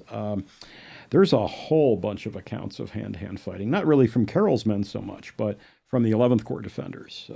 They talk about it quite a lot. So it's a really chaotic situation. I mean, you are in a full moon period, but I don't think the moon would have been on fully risen by that time, 8 o'clock-ish. And I don't know. we are also talking about, a densely smoky environment. Yeah. That's the missing ingredient when we try to interpret battles in the 18th or 19th centuries. It's all crystal clear to us today. Yeah. But and that moonlight is only helpful on a crystal clear night, not with like you say, smoke, and it's probably some fog or haze or something, because it's been a kind of moist. Yeah. It hasn't been a dry, crystal clear few days. Like the weather's been kind of humid, and they've had rain for days beforehand, and some rain throughout the battle, I believe. Michael, go ahead. Oh, we do have 2 more super chats. All right, let's hear the super chat. Was that your final thought there? Only to say that after they liberate Ricketts, Pennsylvania battery from the Confederate clutches, Carroll and his 3 regiments are going to remain on Cemetery Hill throughout the 3rd and throughout the 4th. Mainly because at that point, the defenders who had been in place prior to their arrival, who are mostly the remnants of the 1st Division 11th Corps, those guys are so gutted, their regiments are so skeletal, that they could barely hold the front before Early's attack. After the casualties they suffer repelling Early, they just simply do not have enough people. So Carroll's 3 regiments stay there and kind of bulk out the Union line at the base of the hill. And what that means is, with the exception of the occasional harassment by a Confederate sharpshooter, their active part of the battle pretty much ends on the night of the 2nd. The 4th Ohio does take the opportunity of their victory on Cemetery Hill to re-equip themselves with firearms. They'd gone into the battle with 8 of their 10 companies armed with smoothbore muskets, converted flintlocks, and they're able to get rid of all those and replace them with rifled muskets discarded on the field, discarded by friend and foe. So they leave Gettysburg better armed than they arrived. That's crazy. You never heard that? No. I mean, 15th New Jersey does it too. do they? Yeah. See, Yeah. 15th New Jersey. Just imagine. So you think Just imagine like the divisional quartermasters. Like, you did what? Huh? What did you do with the other ones? And now I've got to adjust my ammunition order. You sons It's of. like stupid Oh, volunteers. it's the stuff bureaucrats hate. Yeah, but But to be honest, they were probably grateful. It was much easier to get rifled than it would be smooth. the 8th Ohio, interestingly, is like really not well equipped for the job they get, which is overwhelmingly skirmish line activity. Half that regiment is armed with smoothbores, which is not an ideal weapon for the skirmish line. It's a perfectly great weapon for line of battle fighting. I mean, someday we should all just dig a big dark hole and bury the coffin of the idea that the rifle changed everything on a Civil War battlefield, because it didn't. But the only place the rifle really matters in this war is on the skirmish line. And the 8th has, 50% of their strength carrying smoothbores, which again are great if you're firing at an enemy battle line at 100 yards. But they're not so great if you're firing at enemy individuals at 250 yards. Right. And like we were talking about before, the 12th New Jersey, you're right, they're not put on the skirmish line for that reason. Yeah. But they are 1 and 1A to go to the Bliss Barn when they need to clear stuff out. Oh, yeah. Like, absolutely. I know. Closer range killing, 100 yards or less. Yeah, I'll go with buck and ball every day. But for the skirmish line, you want an Enfield or a 61 or something out there.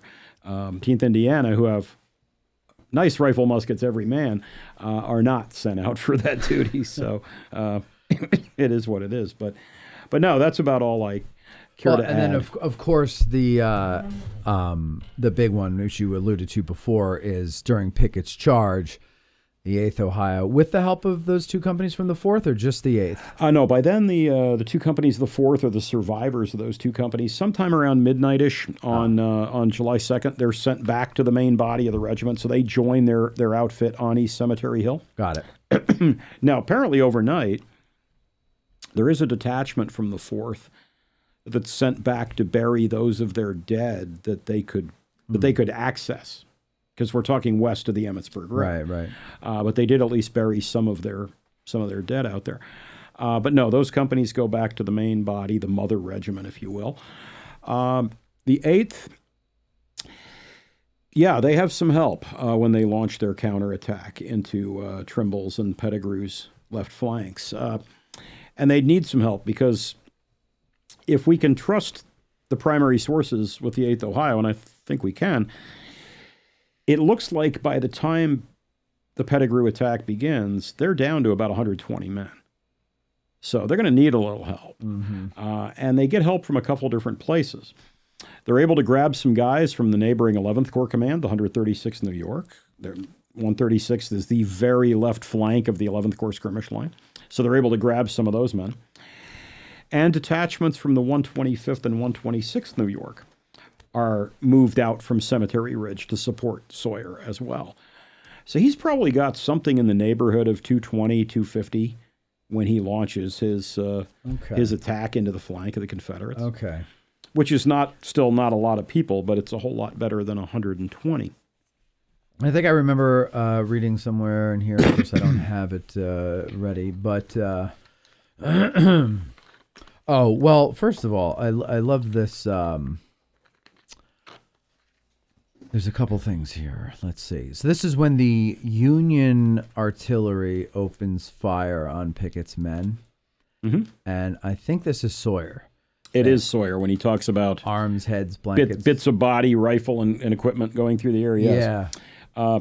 Limbs, arms, blankets, and clothing seemed tossed into the air. A moan went up from the field, distinctly to be heard above the storm of battle. Yes, that's yes, Sawyer. Yes. But on they went.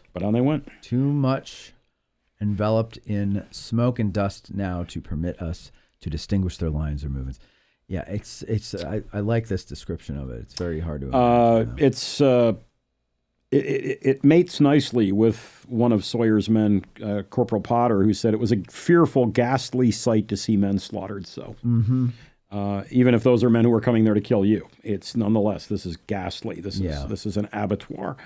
And of course, the transformation of the individual in that environment is pretty well stated by another man in the 8th, young Thomas Galway, 17-year-old Thomas Galway in Company B. Company B was a mostly Irish company from Cleveland, and Galway, after the war, leaves a wonderful memoir of his service. But he said at that moment, the blood goes fast through the veins now. The light of battle shines in the eye. The heart becomes, for a time, steeled. Goodness and mercy and all the softer emotions are dormant. So see, and I think we sit here and we go, how could they do X, Y, or Z, right? And we say, well, they're 20, and well, this. But what you just described right there, were you ever in combat? Were you ever in the service or anything? I was in Army ROTC in college, but the car accident that cracked my spine open was also the end of that project. Okay. So the intention was there, but no. So none of us in this room have seen combat.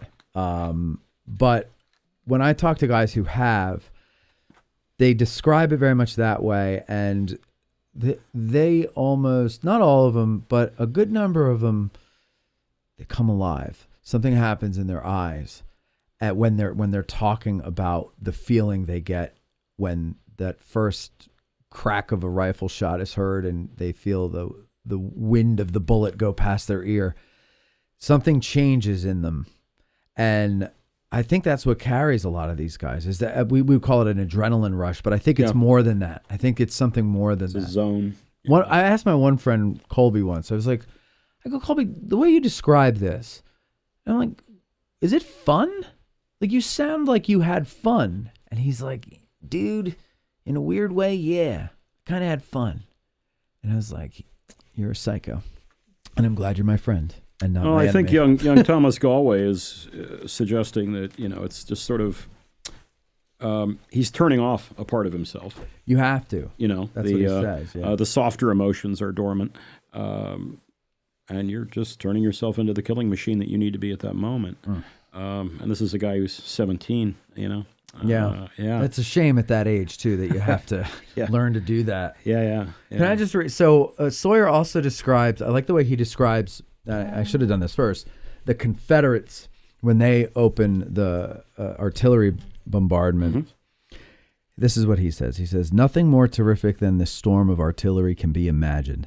The missiles of both armies passed over our heads. Imagine that, you're in the middle of both of the Better than being in the impact zone. Damn right. The roar of guns was deafening, the air was soon clouded with smoke, and the shriek and startling crack of exploding shells above, around, and in our midst, the blowing up of our caissons in our rear, the driving through the air of fence rails, posts, and limbs of trees, the groans of dying men, the neighing of frantic and wounded horses created a scene of absolute horror. And that's the thing. It's not just the sights, it's the sounds too. And it's not the sounds of the explosions as much as it is the sounds of the human, the guttural human explosions and expressions of pain, like utter agony. And animals. Which, if you've ever heard a frightened or injured horse, it's one of the most terrifying shrieks you'll ever hear in your life. Absolutely. It's almost as bad as listening to Mike sing karaoke, which is terrible. All right, you have some. We have a phone call, and we've got some super chats. Some super chats. Ken Wyman with a second super chat. Thanks, Kenny. He says he's taken 2 tours with Stuart and highly recommends them. Oh, there you go. Earlier, if you scroll up in the chat, I did put Stuart's website on there. I'll do it again. I'll bill you. You know what I can do? I can pin it. So let me just go and do that. Go ahead. Read the next one. Technology here. From Eric W. said, another great show. Can we get a Dan Butterfield for our guest? For our guest, we can always get a Dan Butterfield for our guest once I can find it. There it is. Dan, Butterfield. That's the highest honor we can give, Stu. Thank you. It's greatly appreciated. And one more just coming in from the great Connecticut Ron. Stuart has an ALBG Tuesday night tour, June 16th, the defense of West Cemetery Hill. I've done it twice. It is frequently overlooked as part of the battle. Thank you, Ron. That's great. That is known as Matmas Day, June 16th. So I think I might give myself a birthday present and go out for that. That'd be pretty neat. I haven't done a tour in the longest time. I need to get out and. I mean, we do our get out of the car tours, but just a tour. I'd like to go to this one. Yeah? Yeah. To celebrate my birthday. That too, right? Yeah, thanks, Court. Thanks. Yeah. Thanks a lot. All right. Just a quick caveat on that. Because of Borough of Gettysburg regulations, actually because of regulations that were implemented to try to rein in the plague of ghost tours, I can only take 25 people on this tour. I mean... Well, if 27 show up, what are you gonna do? But, I'll watch it from across the street. Okay. We'll give you like Bluetooth or something in your head. I'll just be on the phone listening to you. Any more, Mike? No. Oh, that's it. Right. We have a phone call. Caller, you're on the air. Hey, Matt. I'm finally glad you're doing West Virginia. If it isn't the great Cameron Mallow, ladies and gentlemen, look at this, a blast from the past. How are you doing, Cameron? I'm doing just fine. Good. Now, we're doing 7th West Virginia, your favorite regiment, right? Yep. What would you like to tell us? We don't have a ton of time, but what would you like to tell us? One thing about the 7th West Virginia that... Okay, go ahead. I actually had more of a question. What? Okay, what's your question? I've always been told that Carroll tried to bring the brigade back together after they secured East Cemetery Hill. Yes, he was ordered to stay. So he wanted to bring them back together. Do you mean bringing the 8th back to the main body of the regiment? Well, he may have wanted to, but it wasn't his call because the division commander Hayes had already made that decision. So I'm sure he would have wanted to.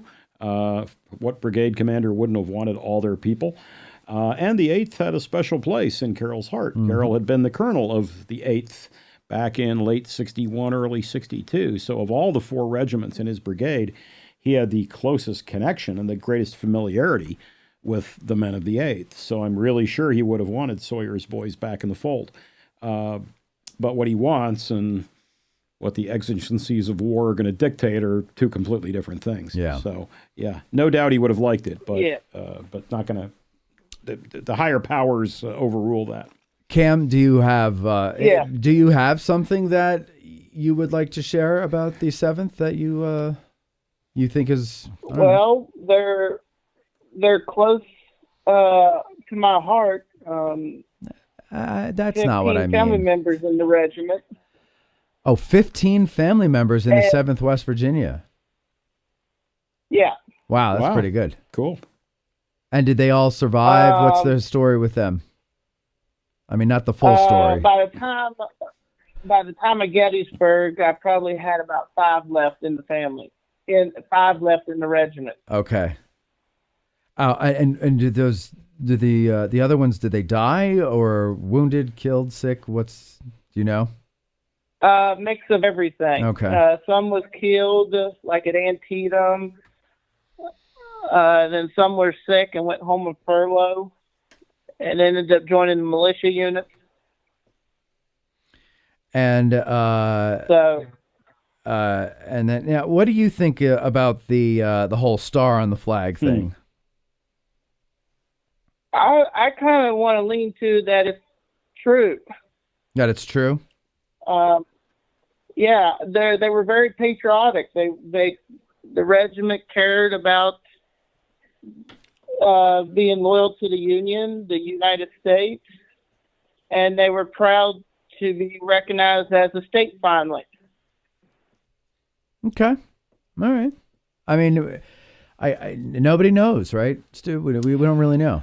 No, we don't. I mean, it's been a story. It's a great story. And tell the story for people who are new to all this. And don't know. Okay. So as the story goes, well, first off, West Virginia becomes a state on June 20th, 1863. So just before the battle here. Mm-hmm. And as the story goes, well, the 7th West Virginia had its regimental or its national colors, which had 34 stars on them, reflecting when the regiment was formed at the end of 61, early 62. There's 34 states. They wanted a 35th star on their flag as recognition that, hey, we're a state now. As of June 20th, we're part of the club.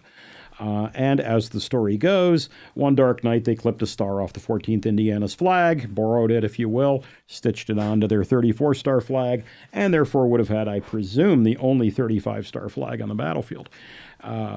Now, I've never actually found a primary source for this. It's repeated a lot, but a lot of Gettysburg stories are repeated a lot, and occasionally they're true. But I've never. That doesn't mean a primary source does not exist. It means I've never stumbled on one.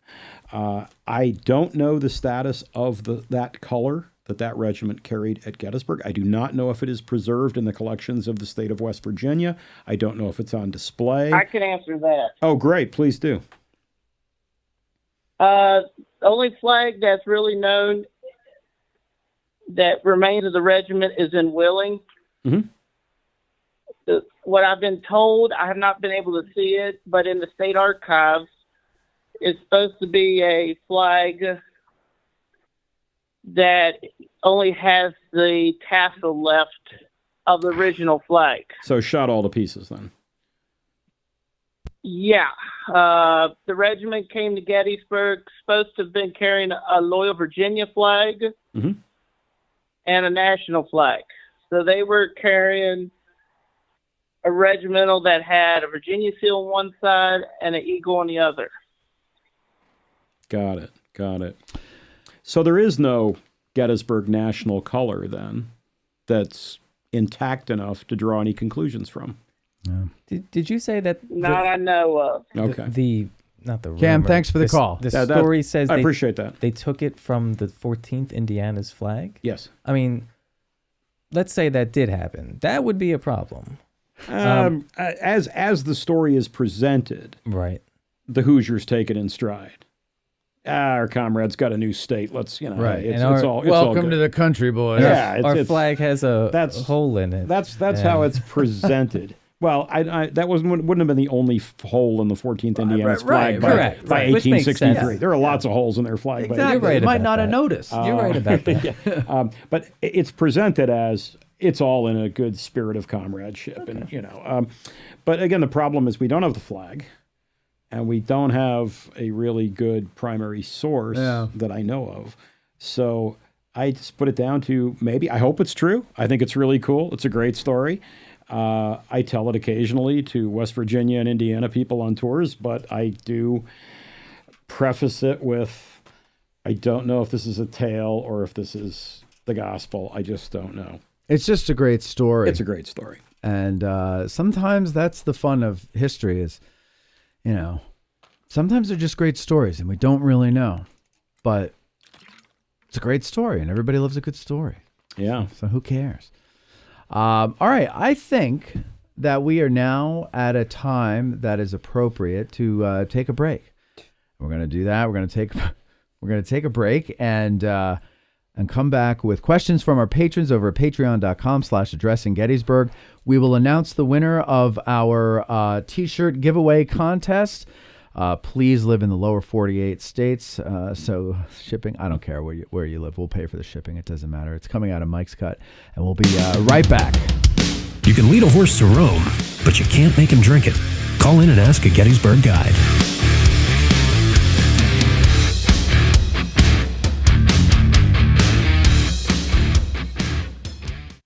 Digital History Pioneers Foundation, we are about grassroots history on digital platforms. That means we are about podcasters, documentarians, YouTubers, and even TikTokers. All of these creators are out there trying to share their love of history with the public. They don't need ideas, they need funding, both from viewers and corporate donors. DH Pioneers' initial funding focus is on the Civil War era, with a special emphasis on the Addressing Gettysburg podcast. So be a vital part of the unique content Addressing Gettysburg has in store by donating at dhpioneers.com and help bring your love of history to the people. Digital History Pioneers is an IRS Section 501c3 approved charitable corporation that makes any donation tax deductible to the fullest extent of the law. The Gettysburg Museum of History, located right here in the center of Gettysburg, PA. Owner and curator Eric Dorr grew up here and has spent his life collecting and preserving history through artifacts ranging from the Civil War, the Battle of Gettysburg, World War II, presidential items, pop culture, and more. His museum is free and open to visitors Wednesday through Sunday, 11 to 5 p.m., where you can stop by and immerse yourself in some of the most amazing artifacts that you would never believe exist in the middle of Gettysburg. If you're a fan of Band of Brothers and Everything Easy Company, you'll love his exhibit featuring the Dick Winters collection and artifacts from D-Day. You can even own your own piece of history by buying one of the many relics they have for sale in the museum and on the website gettysburgmuseumofhistory.com. The Gettysburg Museum of History is a non-profit 501c3 organization with a foundation that allows all purchases and donations to keep the museum operating and open free of charge. They have been featured on the History Channel, the Travel Channel, the Smithsonian Channel, and the Science Channel. Now you can check them out on American Artifact, the series on the YouTube channel, The History Underground. So that's the Gettysburg Museum of History at 219 Baltimore Street or the gettysburgmuseumofhistory.com. If you like this podcast and what we're doing here, please like, share, and subscribe. Thank you very much.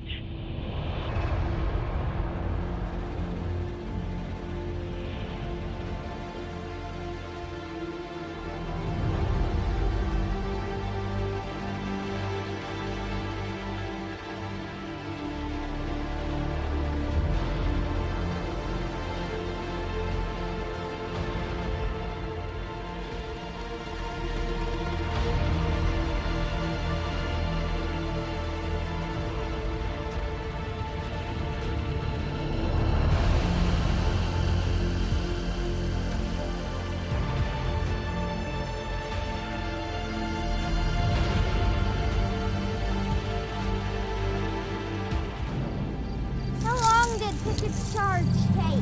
That's another great question.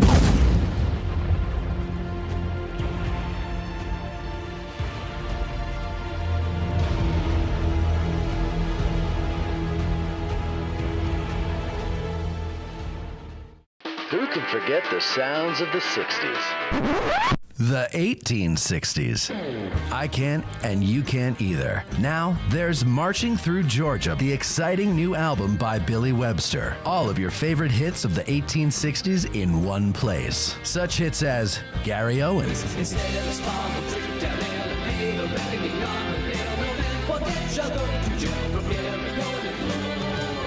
the Battle Hymn of the Republic.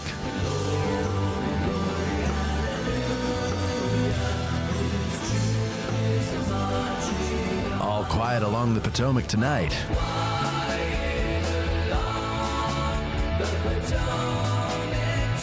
Marching through Georgia. And much, much more. So what are you waiting for? Go to billysongs.com and order your digital download of Billy Webster's Marching Through Georgia today. That's billysongs.com.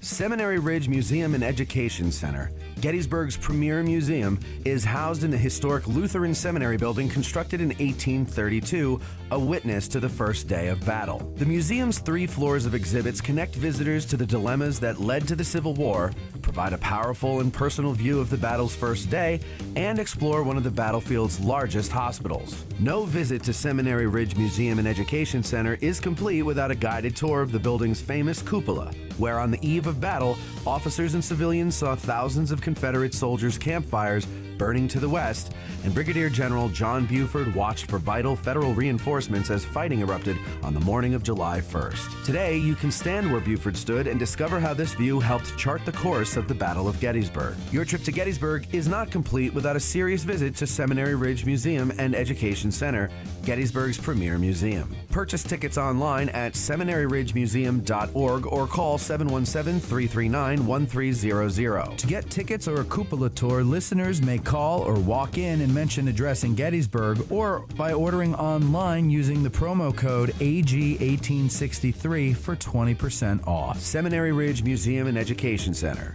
It began here. There's a devil to pay.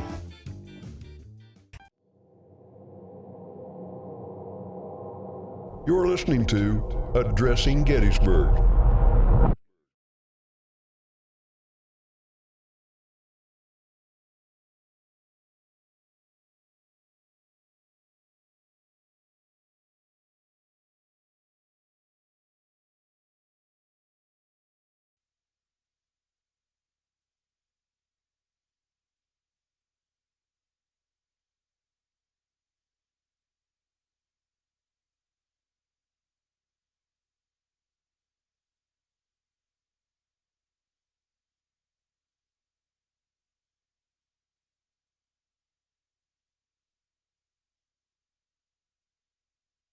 Now endorsed by a Pulitzer Prize winner.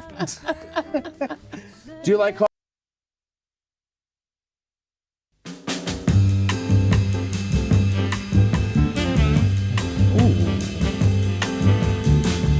Hey, we don't have a lot of time, ladies and gentlemen, because it's almost our bedtime, but I do have to tell you about one of the greatest things ever. It's called Little Ground Top. It's our coffee. You might notice this new shiny black bag here. And actually, this is just kind of a transitional new bag. We're going to have a whole new bag where this isn't a separate sticker. It's all printed on the bag. It's going to be beautiful, but this is, I don't really know the story about this bag here. But anyway, my point is Little Ground Top is still the #1 selling coffee at Bantam Roasters, and that ain't no lie, ladies and gentlemen. It's all because of you and the people that walk in and they see the name. In fact, I was in just the other day, Mikey, and there was a guy in front of me with his girlfriend, and they just had a bag of Little Ground Top, and I said, "Thanks for buying that coffee." And he looked at me because I'm standing behind him in line. He's like, "You're welcome." And I go, "Obviously you don't recognize the international superstar from Addressing Gettysburg who's addressing you right now." And he's like, "What?" And I go, "The coffee that you were purchasing, it's my coffee. That's Addressing Gettysburg. That's me." And he's like, oh, I didn't even see that. I just saw Little Ground Top. I thought that was cool. So Little Ground Top, you can get that at Bantam Roasters, or you can go to addressinggettysburg.com/cafe and get your bag now.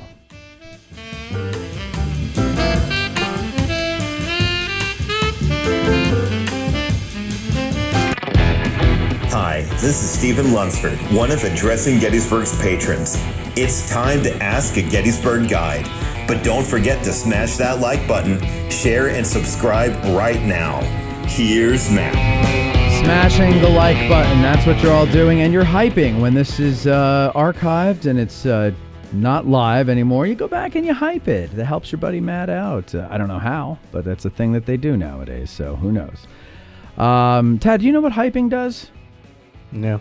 Thank you. Thanks, Thank you, Tad. Thanks Big for help, Tad. Thanks for once again just coming through and saving the day. He's an oxygen thief. Chris Mowell is the first person who asks a question to our guide, Stuart Dempsey, and here's the question. In his book on Cemetery Hill and Culp's Hill, Harry Fonz discusses that Carroll's brigade felt invigorated following their successful counterattack on East Cemetery Hill because in their eyes, they had saved the Union Army from another instance of incompetent actions. From another instance of incompetent actions of the 11th Corps. In their eyes, they were the heroes of the engagement. However, Fonz also points out points to accounts. I just make up words and throw them in there because this is how I would rather they write, but that makes no sense. Sure. Also points to accounts from veterans that say that the Confederate assault was already spent, and it was the 11th Corps that was the primary force that drove the Confederates off the hill. Carroll's assault was therefore a mere nudge, as Fonz puts it. What are your thoughts on this, and did the claims of Carroll's veterans after the war further tarnish the reputation of Howard and the 11th Corps? Okay, so there's a lot there. Yes. Pull that mic closer to your mouth there. Yeah, okay, very good. Or move my mouth closer to the mic might be easier, so yeah. Or face it, yeah. Right, yeah. Okay, so like I said, there's a lot there. I'll try to remember it all. I would say, first off, Carroll's men absolutely claimed way too much for themselves. Okay. And continued to for decades after the war in the veterans newspaper, the National Tribune. You can go through National Trib articles from members of these regiments that were part of Carroll's brigade, and it's pretty much a litany of, we got to the hill and there was nobody there because everybody'd fled. Well, we know that that's really not the case, right? At all. I also would differ with Harry a little bit. I think it's a bit more of a nudge that Carroll delivers. But I also do think that more than a nudge is hitting a spent force. I do think the Confederates who make it to the summit of Cemetery Hill, and there cannot be many of them. There was one Confederate ex post facto who said about 200 North Carolinians and 12 Louisianans made it to the summit. Now, this was North Carolinians, so of course it's 200 North Carolinians and only 12 Louisianans. And I do have questions about that. At what point did you count? Yeah. How could you tell in the Raise your hand. smoky darkness, right? Right. Yeah, it smells like he's from Louisiana. I can smell the gumbo on him. But, what we do know is this. Maybe a few hundred Confederates at best get to the summit. They would have had to have been in a disorganized state. Mm-hmm. They would have had suffered leadership casualties. They would have lost unit cohesion very badly. Significant numbers of their comrades would either be casualties or decided to halt at the base of the hill. They'd done smart enough. Ones, yeah. The guys who had enough. Because remember, there are several Union regiments at the base of the hill that are still holding their ground and that are still sucking a lot of that Confederate attack onto them. So I'd say he does more than a nudge, yes. But it is a pretty quick and dirty fight. And if you were to list all of the battles of Carroll's brigade, it's one of the niftier little quick and easy victories. Yeah. They are hitting a spent force. But they do claim too much for themselves, certainly. I view Carroll's attack alongside the counterattack by several ad hoc 11th Corps units that are thrown together, the 58th New York, a couple of Coster's regiments, 119th New York. They're all involved in this sort of throw-together counterattack that Carl Schurz puts together. And that overruns Friedrich's New York battery, retakes that battery. So I look at this as more like a 1-2 punch. Yeah. And it's really only Carroll's guys, unfortunately, after the war, who felt the need to claim all of the moment for themselves. But the truth is, everybody on the hill that evening participated.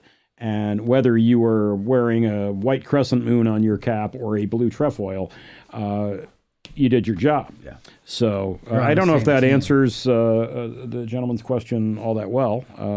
It's a good answer to me. Did I miss anything? No, I think you got it. Jeff Pasnick says, how many and which battle flags did they capture during the battle? The 8th Ohio is primarily the guys who do the flag capturing. They capture, and this is during their bold attack into the Confederate flank. They capture the flag of the 34th North Carolina. That's Scales' brigade. They capture the flag of the 38th Virginia. That's Armstead. And then they capture a third unidentified flag. If you read Sawyer's battle report, he'll mention the two regiments I just called out, the 34th North Carolina, the 38th Virginia, and he mentions a third flag one of my men captured, and some staff officer rode by and grabbed it from him. Grabbed it, and that's not the only captured flag theft that occurs in Hayes's division, by the way. There's a couple others, too. Some staff officer nobody knows just shows up and says, I'm going to send that back to Corps headquarters. So they capture three. The 14th Indiana does capture one flag on East Cemetery Hill as well. But you said that the 8th Ohio captured one of Armstead's? Yeah.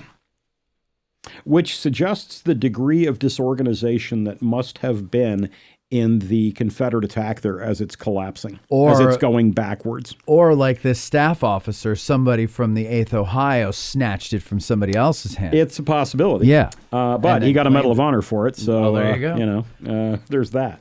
But yeah, the two flag captures got medals of honor for 8th men. And then there is a set of colors captured by the 14th. That is fascinating. Kind of blew my mind there.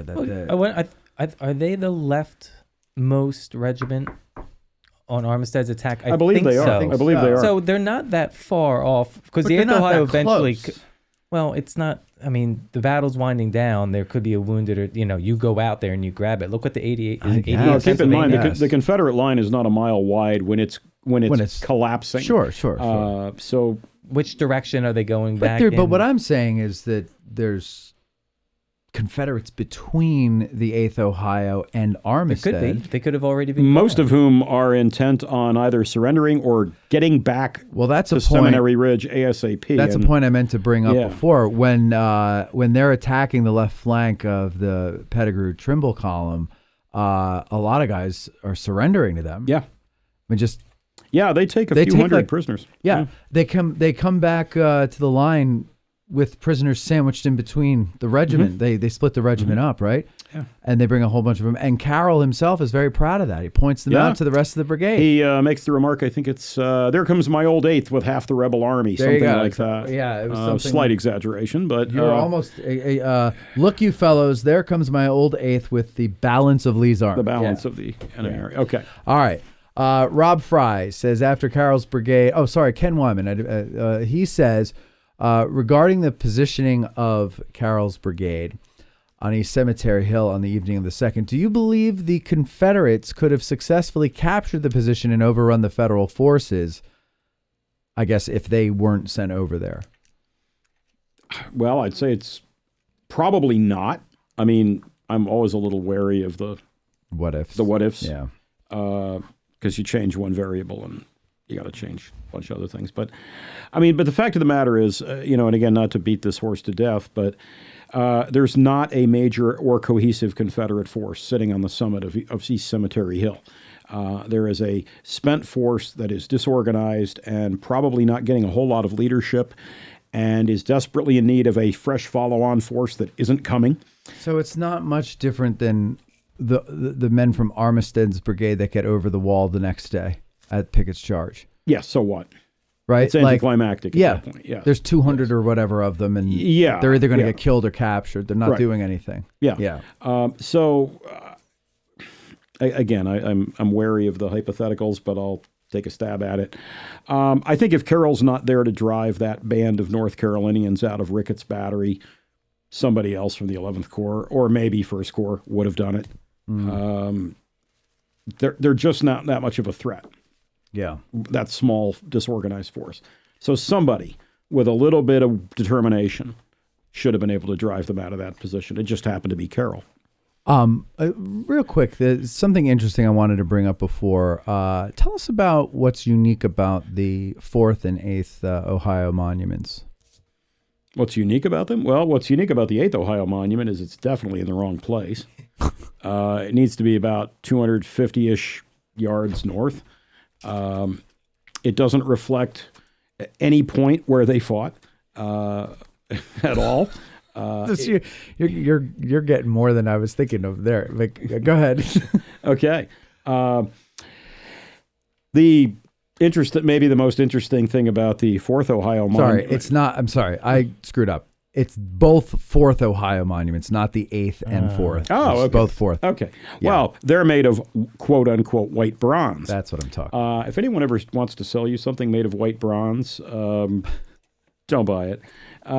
It was sold as a cheaper alternative to getting a bronze memorial, and I forget what the metallurgy is exactly, but it's zinc. Zinc's a big part of it. I don't know if there was anything else in it, but zinc's a big chunk of it, and its durability is crap. And I mean, go over to the monument today. You can knock on it; it's hollow. Yes, and now the monument is back to its original appearance, but for many decades the park had removed the big heavy soldier figure from the top of it and the long narrow middle piece underneath the soldier and just left the base there. Really? Because the weight of those upper pieces was slowly crushing the base. Interesting. Cracking it up really. You can still see repaired cracks. Yeah, there's like a plate there, isn't there, to kind of and stabilize there's it? cracks. Yeah, there's cracks that are not so bad now, but I think it was 1970s they removed the soldier and the upper part of it. Okay, and it wasn't put back until maybe a dozen years ago. Sorry, Tad, go to there you go. It's an Alamy photo. I'm not going to pay for it just to show you here, but this is what we're talking about. It looks like it's stone.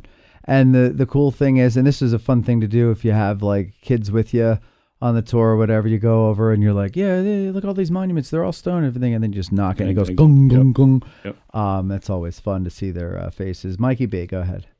I got an answer for the 38th Virginia situation. Go ahead. So they did make it up towards the angle, were pushed back. They were reforming to try and go again. They were in the Emmitsburg Road. And then the 8th Ohio the other regiments, the Mississippians are all moving out. And the Ohioans are on their flank. So they're sweeping the field. So the 38th Virginia is trying to flex to meet them. They get tangled up in the fences, start to pull back, but the color bearer couldn't get out. So the 8th Ohio guys came forward and snagged it. That's amazing. Makes sense. And the 8th Ohio is, what'd you say, like 250 by this point? Well, maybe? The 8th Ohio is about 105, 110 men at that point, but they're augmented by a bunch of New Yorkers from both 2nd and 11th Corps. So my educated guess is that Sawyer has around 225, 250 men at that juncture. Amazing. Okay, let's see. We actually have a caller here, so let's get the caller cleared out before we move on to the next submitted question from our patrons. Caller, you're on the air. I think this... oh boy, I think it's Grant, that Australian son of a bitch. Oop, disconnected. Grant, is that you? Oh, Grant. In 3, 2. Hello. Oh, there we go. Grant, how are you? Fellas, what's happening? I don't know. What's happening with you, buddy? I can say I'm now the proud owner of a bag of Little Ground Top. Oh, did you order one? It actually has been let through customs this time, and so far no side effects whatsoever. Great. I'm so happy for you. And are you enjoying it? Thank you. It is actually quite good. Oh, for real? Is this for real? Usually you say it gives you the shits. No, that's just joking, of course. I'd never actually tried it. But it is, you've done well. Your concoction is nice. Yes, well, there's chicory in it. I hope you know that. Oh, whatever that is, that's good. Well, you'll have to read a book. All right, Grant, what can we do for you? I hope you're going to start with an apology to my guest for calling him by a nickname. I apologize for being too direct to Mr. Dempsey. My question for Stuart. Thank you. Wow. Thank you. Is there... Oh my God! Is there an overlap between Stannard's, in my accent it's Stannard, but Stannard's Vermont guys and Carroll's men during when the breakthrough of Armistead's men was the Stannard seems to get all the hype and the praise for breaching the gap and all that sort of thing. Does he get more credit and should Carroll get more? No, I think the credit that the 2nd Vermont Brigade receives for their actions, I think that's entirely valid. This is an entirely rookie unit that is literally on its last days in the Army. These guys can see Vermont practically, and yet they go into battle. They do absolutely everything asked of them. They do it with a degree of skill and plenty of grit. So, no, I think they should get every bit of credit they've received. I also think the 8th Ohio's gotten quite a lot of credit over the years, too. I don't think they're in any way a forgotten factor in this story. And I would definitely caution against, things like this being either or, this unit is great, so that unit must be overrated. I think there's a tremendous contribution by both elements, by the 2nd Vermont Brigade and by Sawyer's Mixed Command, 8th Ohio, and some New Yorkers. I think it's a great effort by both forces, and and they contribute mightily to the Confederate defeat. So, I don't think it's an either or thing at all. All right, thank you. What's his name? Grant, thank you. I almost said Tad, and then I wanted to call you It's only been 3 or 4 years. One day, so you'll get my name right one day. I still have it's not trouble. Like there's any Civil War people with the name Grant that you could have in the right back that I could do word association with. Yeah. Sorry about that, Grant. It's been a long life. You're forgiven this time. Thank you very much. Thanks for the call, Grant, and thank you for your continued support. Thank you, gentlemen. Enjoy your coffee. Thank you for the show. Yes, sir. I just hung up on him. All right, now let's move on to the next question here. Rob Fry says, did the 7th West Virginia have any hometown connections to Virginia units in the Army of Northern Virginia? We should have asked that to Cam. Yeah, not that I'm immediately aware of, although there had to be at least a little bit of overlap there. Because the western counties of what becomes West Virginia was not monolithic. It was It tilted Union, certainly, but not exclusively. And so I would assume there is some overlap there. If it's there's got to be, right? Like I'm thinking of the Hamtramck Guards that they were out of the Harper's Ferry, Charlestown, and they went Confederate, but there had to be people. I mean that's West Virginia now. That's not Virginia anymore. So there had to be people there who went Union. I would have no doubt about it. Sure. No doubt about it. Just as, for example, you have some crossover with Eastern Shore Marylanders in the Union Army versus Maryland Confederates. Right. I mean, these men are being drawn from the same counties and that kind of thing. So I don't know of any specific overlap. I can't say, well, there were guys in ex-Virginia Regiment who, would have been from the same town as the 7th West Virginia boys. I can't say that. But I suspect it's true. Yeah. All right. Ken Miller's got a whole bunch of questions here, so I'm just going to pick one at random because we talked about a lot of them. Oh, here's what was the claim to fame of 8th Ohio officer Everton Conger after Gettysburg? Oh, that sounds so familiar too, Conger. Google it there, Mikey. Yeah, I'm not going to come up with it tonight. All right. But so that is so familiar, though, to me. I didn't mean to play Stump the Guide. No, it's okay. It's okay. I mean, look, believe it or not, I'm not infallible no matter what everyone says. So... regardless of what everybody says. Yeah. I am not a male model. I also have a brain that's slowly drying out and losing its sponginess. He's the guy that sets fire to the barn when they're Booth. Booth. Now, how does he end up out of the 8th Ohio and in the New York Cavalry Regiment? I'm not sure how he makes that. I think he's only in the 8th for not very long, and then he moves over to the 3rd West Virginia Cavalry. Okay. I don't think he's with the 8th Ohio at Gettysburg. So then he gets into the 3rd West Virginia. Yeah, he was a 3-month enlistee in 1861.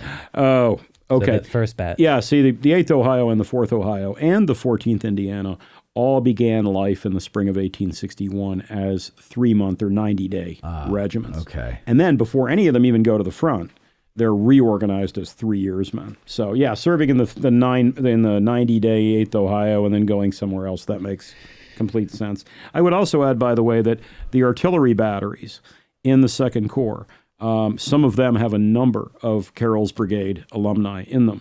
Cushing's battery in particular, right there at the angle, have a bunch of men from the 4th Ohio, the 14th Indiana, who'd been detached from their infantry regiments and were serving as gunners. So there are quite a number of those Carroll's Brigade guys who would have been at the angle. That's something that happens a lot that you don't see, because I know in the 3rd Corps it happens. 8th New Jersey guys end up probably with Clark's battery. With Clark's battery, yeah. They get augmented all the time. Yeah, morning reports they're just missing 10 guys, augmented to Clark's battery. Returned 8 from Clark's battery, et cetera, et cetera. Yeah. So the New Jersey troops are doing that for sure. Oh yeah. The 4th Ohio in particular, I believe, had several men in Cushing's battery at Gettysburg, and a number of them become casualties as well.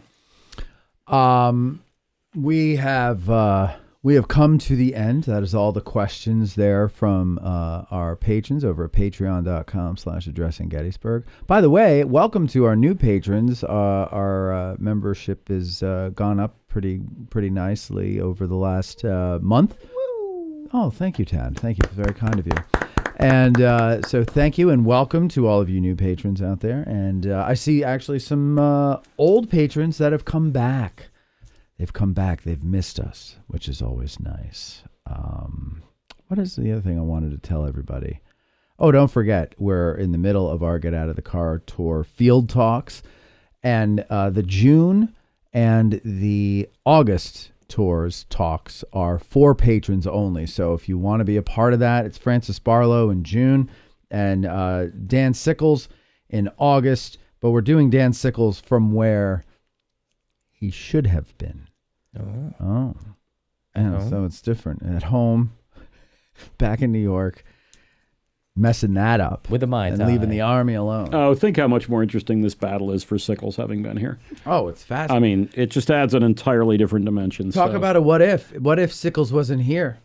Yeah. How boring would this battle then be? we probably stuck with somebody like William French commanding the 3rd Corps. I'll take Sickles any day. Yeah, he gave us something interesting. And frankly, there might not be a park here if it weren't for Sickles. There you go. You know, French wasn't going to go and make this place a national park. No, he'd never sober up long enough to do it. But so do you want a quick epilogue then on this? Please do, Yeah? yes. Okay. So following the Battle of Gettysburg, 3 of the regiments of Carroll's Brigade go on a little adventure. They get sent up to New York City to help quell draft riots.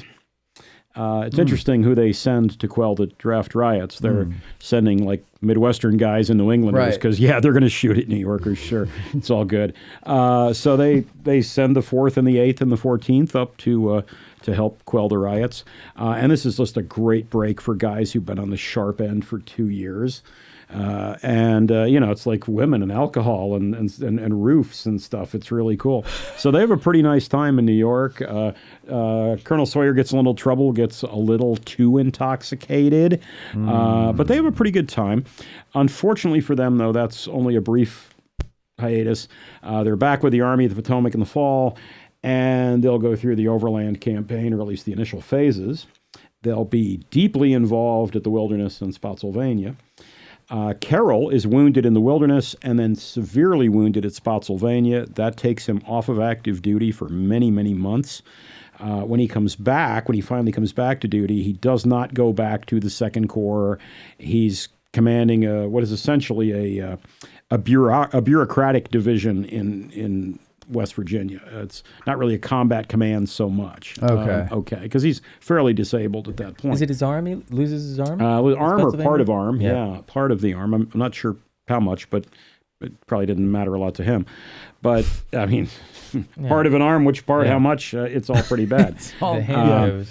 He does get finally promoted to Brigadier General for his actions at Spotsylvania. So now that you're crippled, thank you. Here's a star.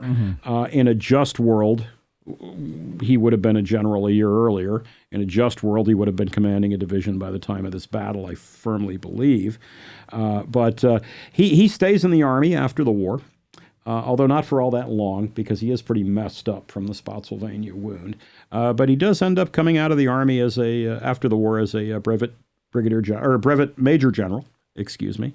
And the regiments that he commands here, the 14th Indiana and the 8th Ohio, 3-year regiments raised in 1861, they elect not to re-enlist as veterans, not to re-enlist for 3 more years of war.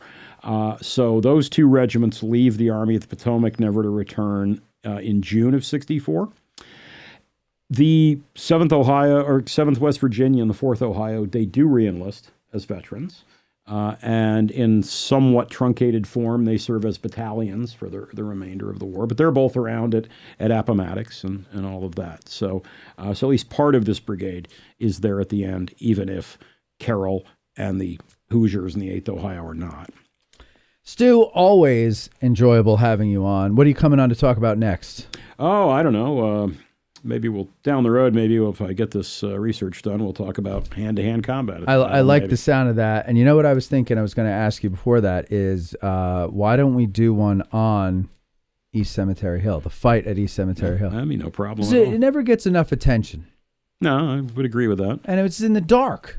Come on. Yeah, it's in the dark. Let's do that, Mike. Shirt contest. Oh, the shirt contest. Okay, yes, let's get the shirt contest in there. Michael, who is the winner? You have. I got it. Oh, there we go. It's our buddy Ron Chisulo. Ron won the contest, so he gets a T-shirt. That's great because Ron lives here, so we don't need. We save on shipping. I don't need to ship it because I'll never ship it. So I'm so glad I could just bring it to Ron somewhere or give it to you. You have dinner with him on Saturdays, right? Okay, great, perfect. Ron, congratulations, you won. And that's it, ladies and gentlemen. Thank you, Tad. Good job back there. Thank you very much. I only had to try to get your attention once, and yeah, we're going to talk about that. Oh, we're going to talk about that. Thank you, Tad. And well, we do need to come up with a system because I could barely see the top of your head over that. I can't because I'm so short. Should we get you a booster seat? I like the booster seat. You like the booster seat? Well, you want one? That'll help for you whenever you have to take over when I can't be here sometimes. So it works out. There you go. I have to take over? Oh. What world do you I just won't show up. You already did that last week. Yeah, it's easy. That's right. You left me high and dry. No pizza, no Mikey. Oh, is that how that goes? Well, that's the dumbest thing I've ever heard in my life. Also, thank you to you, Mikey, for your help there. Very nice, very nice. Thank you. Big audience today, by the way. And yeah, thanks to the audience, everybody watching, all the callers. Cam, it was great to hear from you. Cam, I hope you're looking at the comment section and you see how much people missed you and you come back to the show more often. Other than that, ladies and gentlemen, thank you very much for watching. Stu, thank you again, and we'll talk to you all next time. Addressing Gettysburg's Ask a Gettysburg Guide is produced by Matt Callery, Mikey B. Bariski, and Tad Skase. Hosted by Matt Callery, featuring Mikey B. and Court Nicker. Engineered by Tad Skase. Guests booked by Dave Bussiere of TR Historical. Broadcasting from and recorded at the Gettysburg Museum of History Studios. Thanks for listening. Instead of small drink down in the paper, reckoning on the mail, no man forget shall go to jail for Gary Road glory. Instead of small drink down in the paper, reckoning on the mail, no man forget shall go to